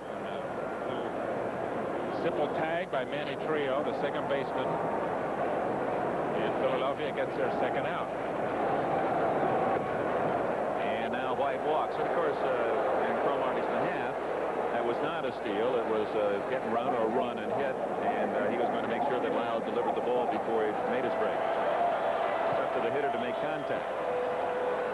White is aboard, 2-out walk. First by Lyle, and it brings up Andre Dawson. Here we want to send along belatedly our congratulations on so many outstanding years, decades of baseball broadcasting. When you came to the playoffs and the World Series so many times, we heard Jack Brickhouse, the voice of the Chicago Cubs for over 40 years. Jack has announced his retirement at the end of this year, and they had a big day for him in Chicago. They're going to name the radio booth part of the press box after Jack Brickhouse, and to a good friend and a man who's contributed to this job. We wish him many, many happy years. Thanks for all the great memories and work. Jack Brickhouse and all the fans in Chicago remember, hey, hey, hey, every time a home run out of Wrigley Field. Dawson with a rip at a 2-0 pitch. In the bullpen, the left-hander McGraw, the right-hander Reed.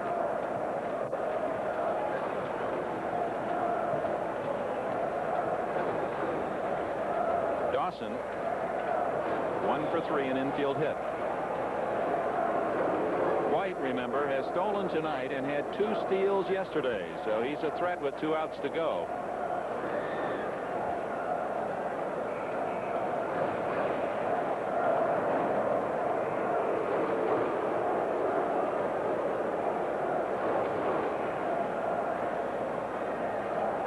It's 3-0 Montreal, and they're trying to add to their lead here in the 7th. 2 gone. Rose playing catches, trying to keep White close.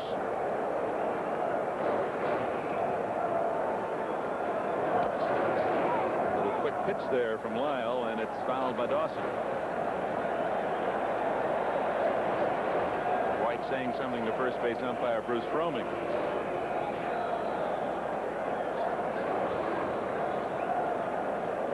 There's Spanky right there, as he's known in the National League.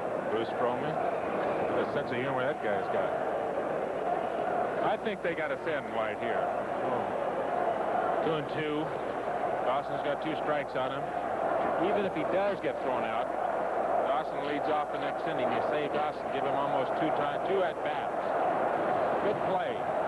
One way or the other. If he makes it, he's in scoring position.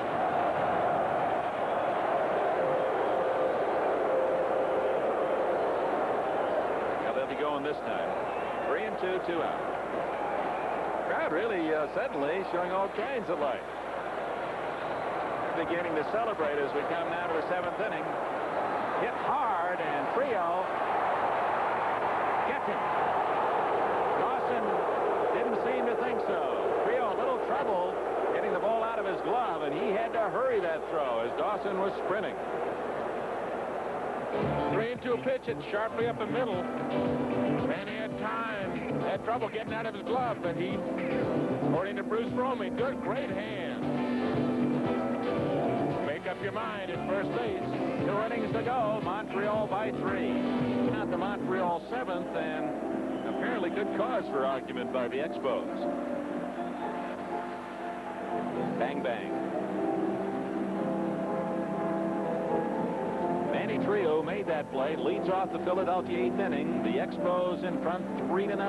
And how interesting the pattern of these playoff games. So far, the Oakland A's have won their first 2 against Kansas City. The same for the Yankees at Milwaukee and for the Astros at home against the Dodgers. And thus far, in the 7 playoff games, the losing team, most runs they've scored is 3, and that's only on 1 occasion. And all the rest, losing team has either been shut out or scored just 1 run, and so it is tonight through 7, 3-0. There are the numbers.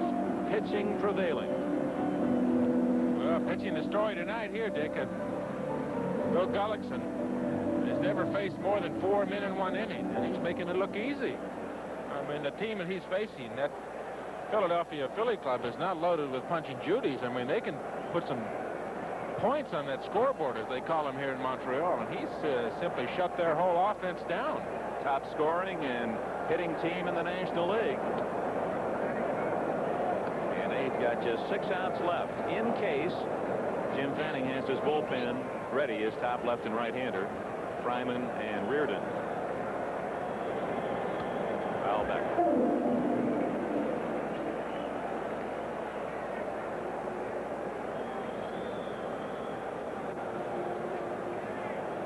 Phillies did not win in Montreal all season. 0-5 in the regular season. Lost last night or yesterday afternoon. Pop behind second into shallow right center. Dawson.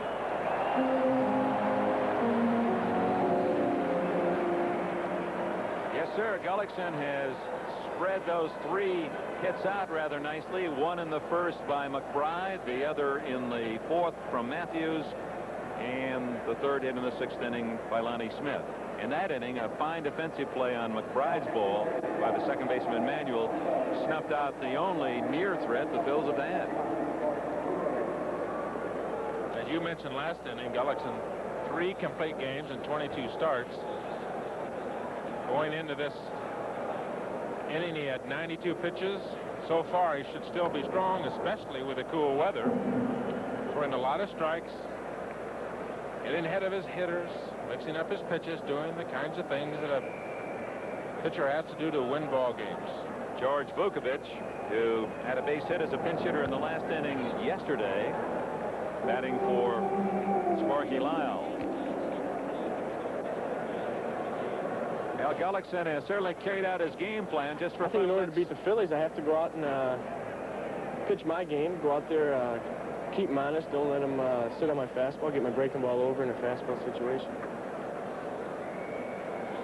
That's simple enough. Breaking ball over in a fastball situation.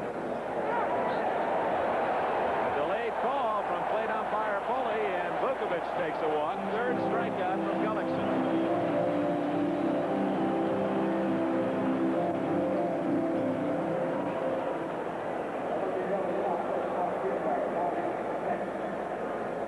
Boy, he is pitching himself a game that he will remember for a long time if he can get 4 more outs here, isn't he? And the Phils know that after Carlton, there's no question that the Expos have more strength in the starting pitching, and that was even before they saw Gullickson tonight. There's a base hit. Lonnie Smith finds the alley and has a 2-out double. So Smith, who had 2 hits yesterday, 2 more again today. First extra base hit for Philadelphia.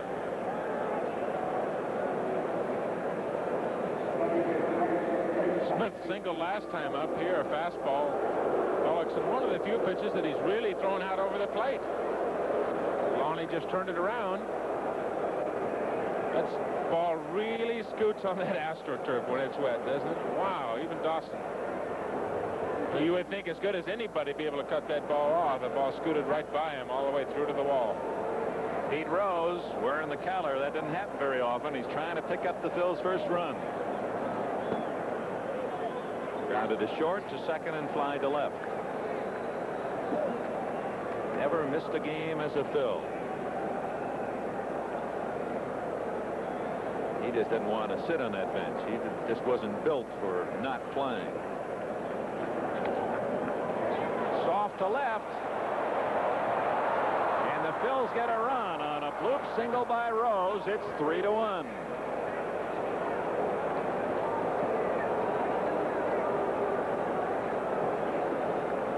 There won't be so many bees in the hands on that one after you get a base hit and an RBI. Well, it's not very pretty, but it puts a run on the board. That's what they need. Galen Cisco coming out of the Montreal dugout to have a talk with his young pitcher. Cisco, of course, the pitching coach for the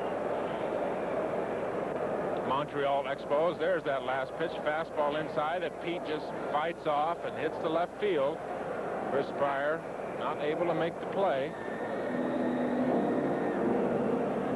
And the Phillies are on the board. And the tying run comes to the plate.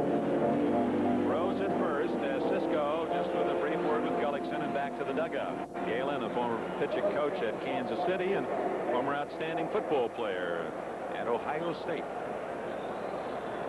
McBride trying to keep it alive with Schmidt and Matthews, 2 men who can hit that ball out of the park behind him. Not that McBride can't, but certainly the others are more serious home run threats. Bake had 2 home runs during the course of this year.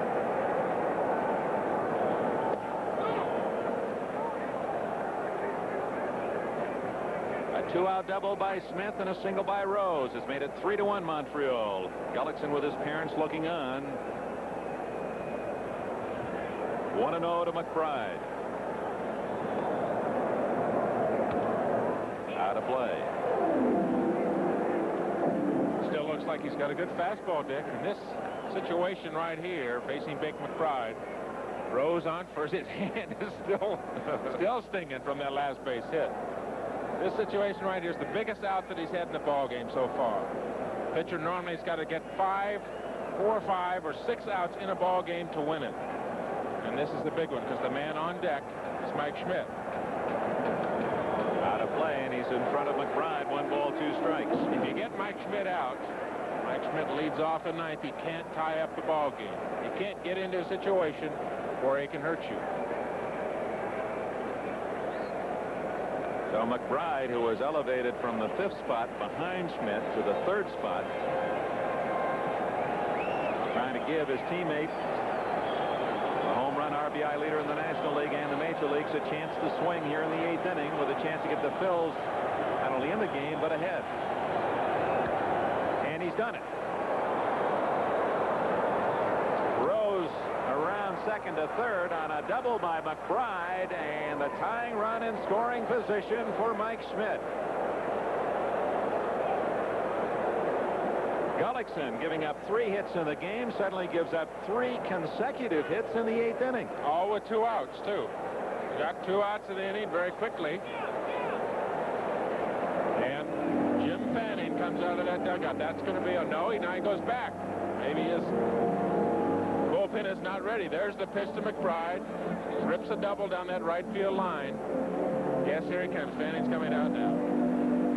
This, boys, it's a fine ball game. You'll get a fine hand from these people here at Olympic Stadium. You don't have to be a Montreal fan to give him some applause. That just was some superb work by a 22-year-old. Bill Gullickson. We'll hear a lot from him. Jeff Reardon, acquired from the Mets in the deal for Ellis Valentine at mid-year, is coming in from the bullpen. We're going to see Gullickson off as we pause for this word.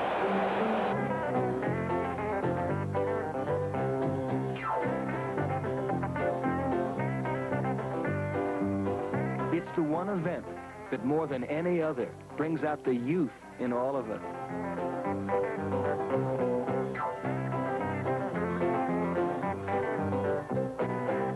Baseball fever. Catch it.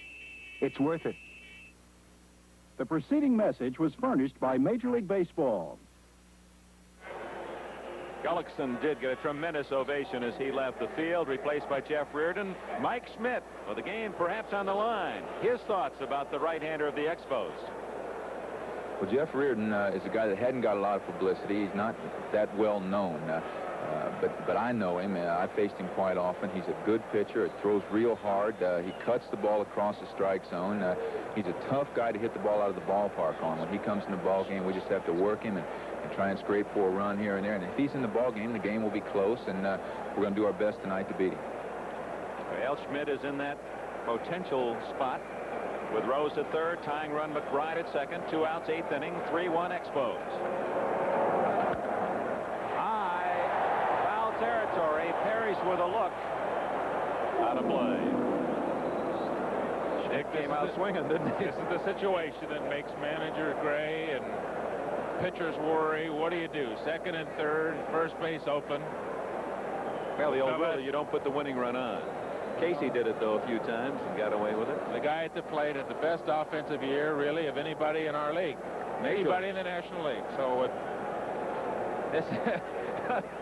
You're looking at this, if you put him on. If you I don't know. I think I'd have to be down there on that little dirt area right in the middle of the field to make up my mind. I think I have to find out how I'm throwing. It's a tough situation.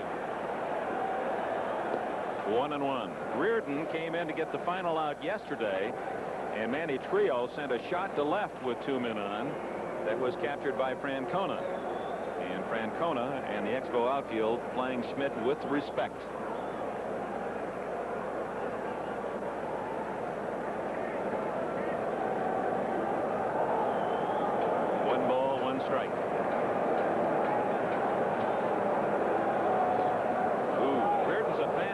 pitcher, and he gave Schmidt a fastball to start him off. And now he's thrown 2 breaking balls and have almost thrown a run in the process. Well, the first pitch that he did throw to Schmidt, it looked like Mike just missed it. He may be saying, no, I'm not going to give him that fastball anymore. I'm either going to make that perfect slider on the black outside, or I'm going to walk him, one of the two. Yes, they are. Banning, just from the bench, said, nope.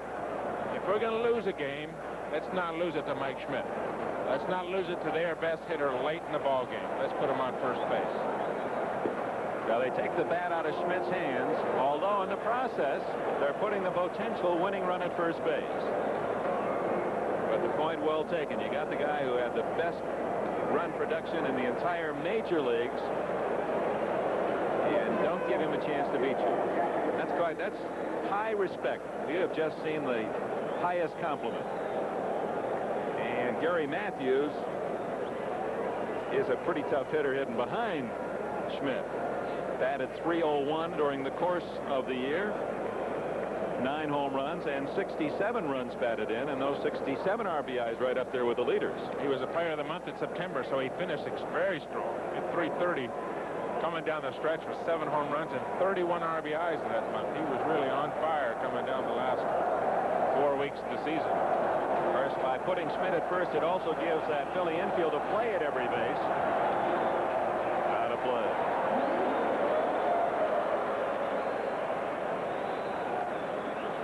Matthews 1 for 3 tonight. His base hit was to right field, and his triple yesterday was also to right.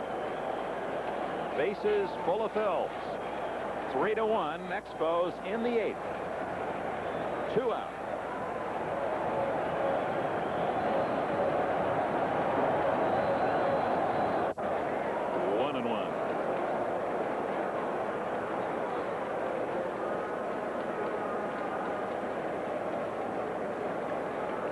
The feeling here in Montreal is the reason the Expos are finally in the playoffs is this man, Reardon. Finally got a stopper, a man who consistently came in, game out, and retired the opposition with a lead. It's the first one they've had really here since Mike Marshall worked for Gene Mauch up for the Expos. 2-1, and now we're down to the action pitch. 2 balls and a strike. You know, Matthews is ready to swing, and Reardon doesn't want to go 3-1, although he thought he had a strike on that one. Reardon disagreeing with Frank Pulley behind the plate. On that pitch, you could see Pulley genuflect behind as if he almost was going to call it a strike, but that's his. He calls ball, and he calls it with vigor. So he was not indecisive about that call. He simply called it ball.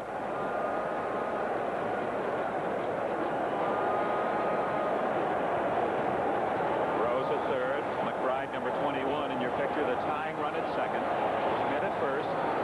2 out. Out of play, and it's 2 balls, 2 strikes.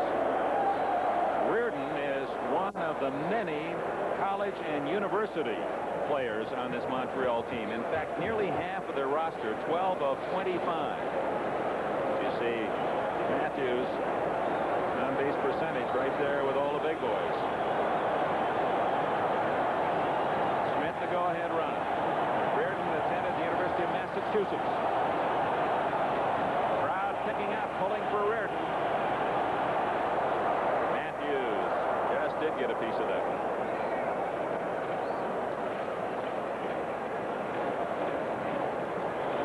McBride the tying run. Schmidt at first, the go-ahead score. Walked intentionally here in the 8th inning. It's been all Montreal until the 8th. 45,896 on a mid-40-degree night. No one's thinking about the coolness now. And the count goes full. On deck is catcher Keith Moreland.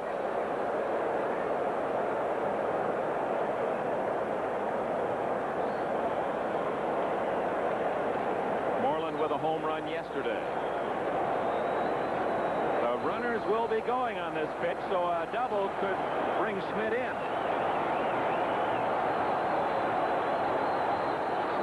Slide and treble down the right field line. Foul territory. Cromartie.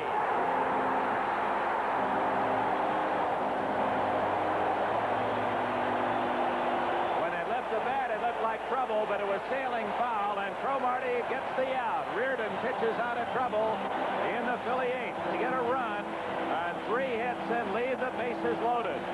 3-1 Montreal. Well, the strategy pays off for the Expos and Jeff Reardon. They walked Mike Schmidt with first base open, walked the winning run to first base, and Reardon ran the count all the way to 3-2 to Gary Matthews and got him to pop up to Warren Cromartie in foul territory. Vukovic takes over in left field and undoubtedly will bat 9th with Tuck McGraw coming into work. The 4th Philadelphia pitcher, Ruthven, started, gave up all 3 runs, 2 of them earned. Brewster, 2 scoreless innings, and Lyle, a scoreless inning. Now, Jim Fanning, and one of the things that you could hear rumbling around baseball when Fanning took over in September after being in the front office for so long, he did manage 5 years in the minors back in the early 60s, is does a man maintain the sharpness to make those split-second decisions, thinking 3-4 moves ahead, to be always in position, and apparently he has, and that was a very courageous move he had to make in the top of the 8th inning. Well, I think it's the kind of move, Dick, that you make. If it works out, you're a hero.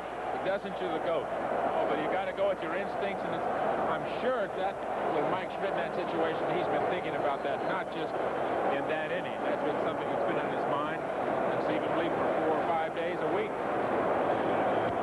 Carter, who has the big 2-run home run, the difference in the game, is thrown out by Schmidt.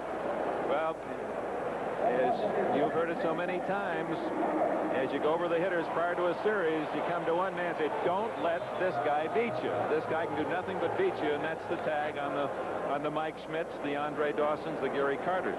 Especially in the last 3 innings. One of my theories has been, don't pick that guy, don't let him beat you in the 7th, 8th, and 9th inning. They're going to get their hits. You're not going to stop him. You can't stop him, but don't let him beat you in those last 3 innings.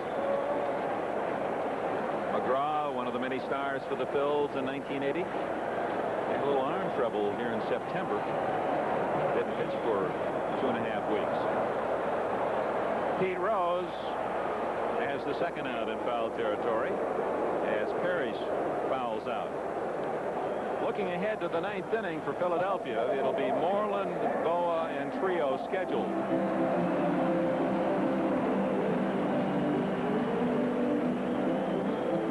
About the collegiate, the university influence on this Montreal team. Bonson went to Nebraska, Lee SC, Tulsa produced Steve Rogers, Reardon from UMass, Vandy, Scott Sanderson scheduled to pitch in the 4th game if there is one. A couple of Arizona kids, one of them being Terry Francona at the bat, as well as Brad Mills. That's UCSB for Spira, Florida A&M for Dawson. Really a college all-star team, this Montreal Expo club. And it is part of their philosophy, and they really believe in it. It goes right to the top in John McHale.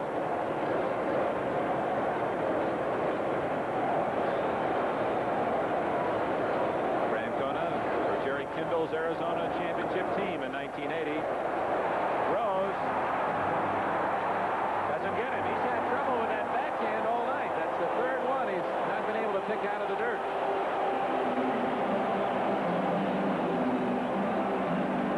Trouble going that way, Dick. Ball on that AstroTurf, you're going to take a funny bounce. You get used to it going one way, and then all of a sudden, time-wise, it gets to you much quicker than you think it might. All of a sudden, the ball's there. Of course, it is. Must have hurry up and get it to first base and misses it. That's really after the fact when you. I'm trying to. Can't believe it. Terry Francona. Maybe he can't feel his hands. With his second hit. 2 for 3 tonight.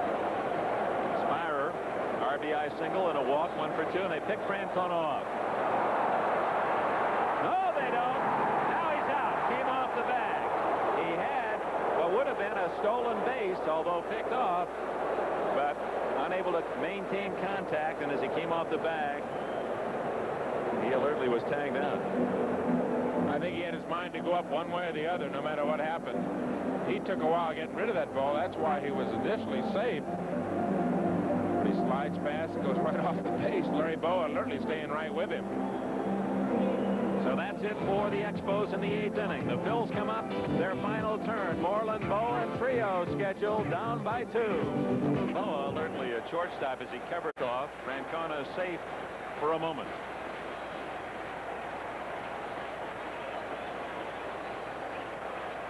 helped by Boa, but not enough of a nudge that the umpire said he was forced off the bag.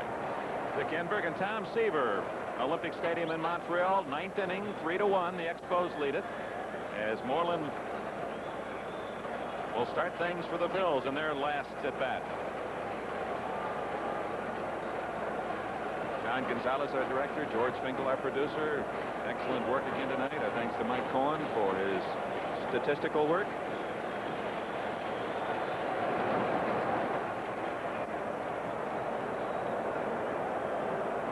The count.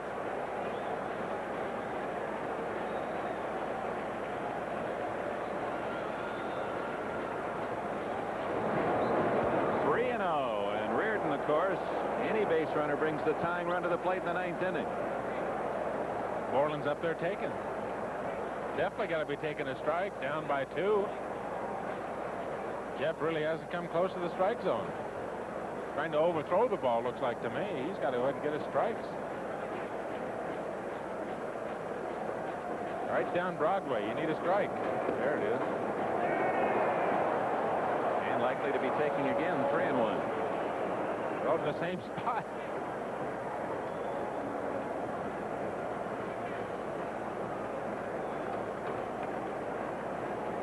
Jim Fanning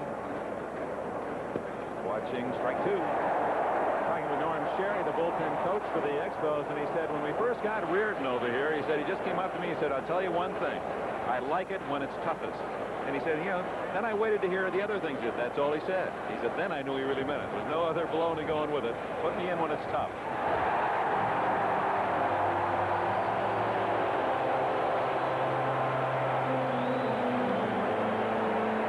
Well, he just battled back 3-0 and strikes out Moreland.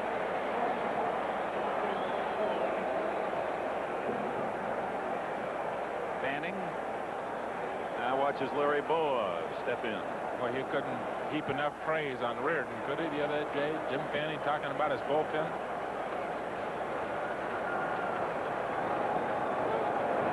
Boa taking all the way and trying to make that strike zone as small as he can. Philadelphia needs base runners. They don't need hits right now. They need a base runner. Up there taking until he sees a strike. 1-1. Dallas Green down to the final 2 outs, trailing 3-1.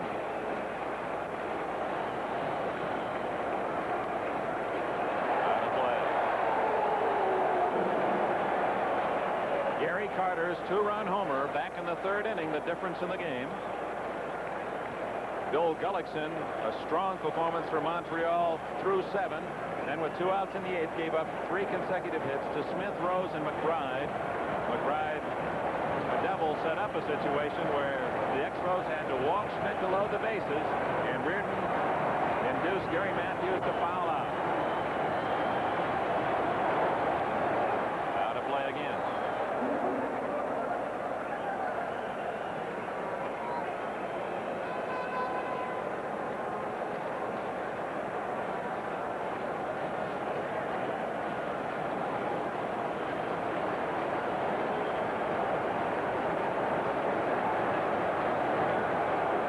To go home with a win. It's playable. Parrish.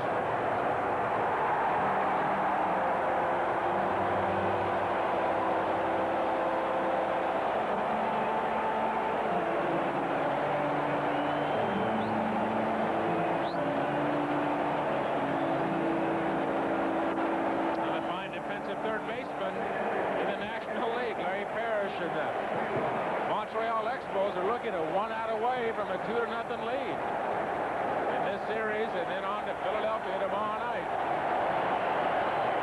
Boy, the fans love it. They're on their feet again.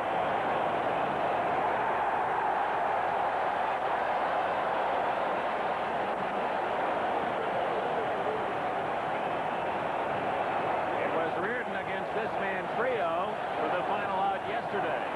3-1. Expos on top, 2 outs, 9th inning.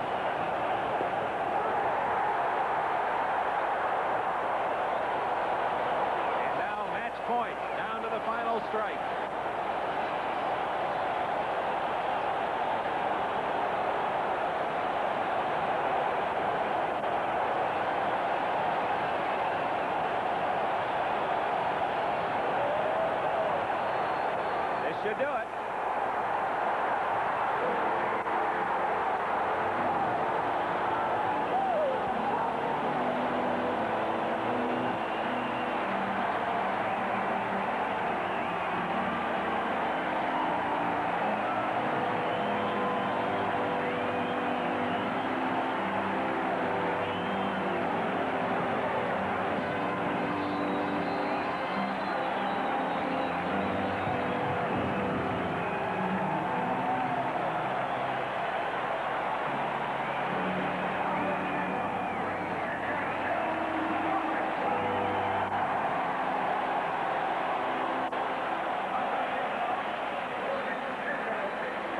Bill Gullickson's pitching, and Gary Carter's two-run homer lead Montreal to Philadelphia with a 2-0 lead over the defending World Series champions. And we'll be back in just a moment.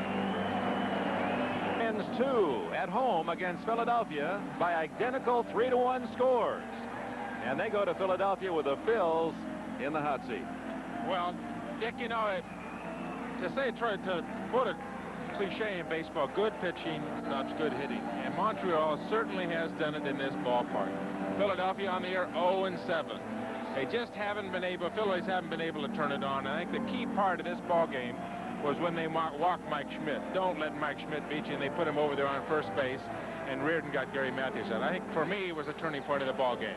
And now for the Phils, they'll go home where they'll have the support of their great fans. And, of course, they have had the second-best record in all of the National League during the course of this 1981 year. But Montreal joins the Yankees, the A's, and the Astros, winning the first 2 of the playoffs thus far. NBC's National League Division Series has been brought to you by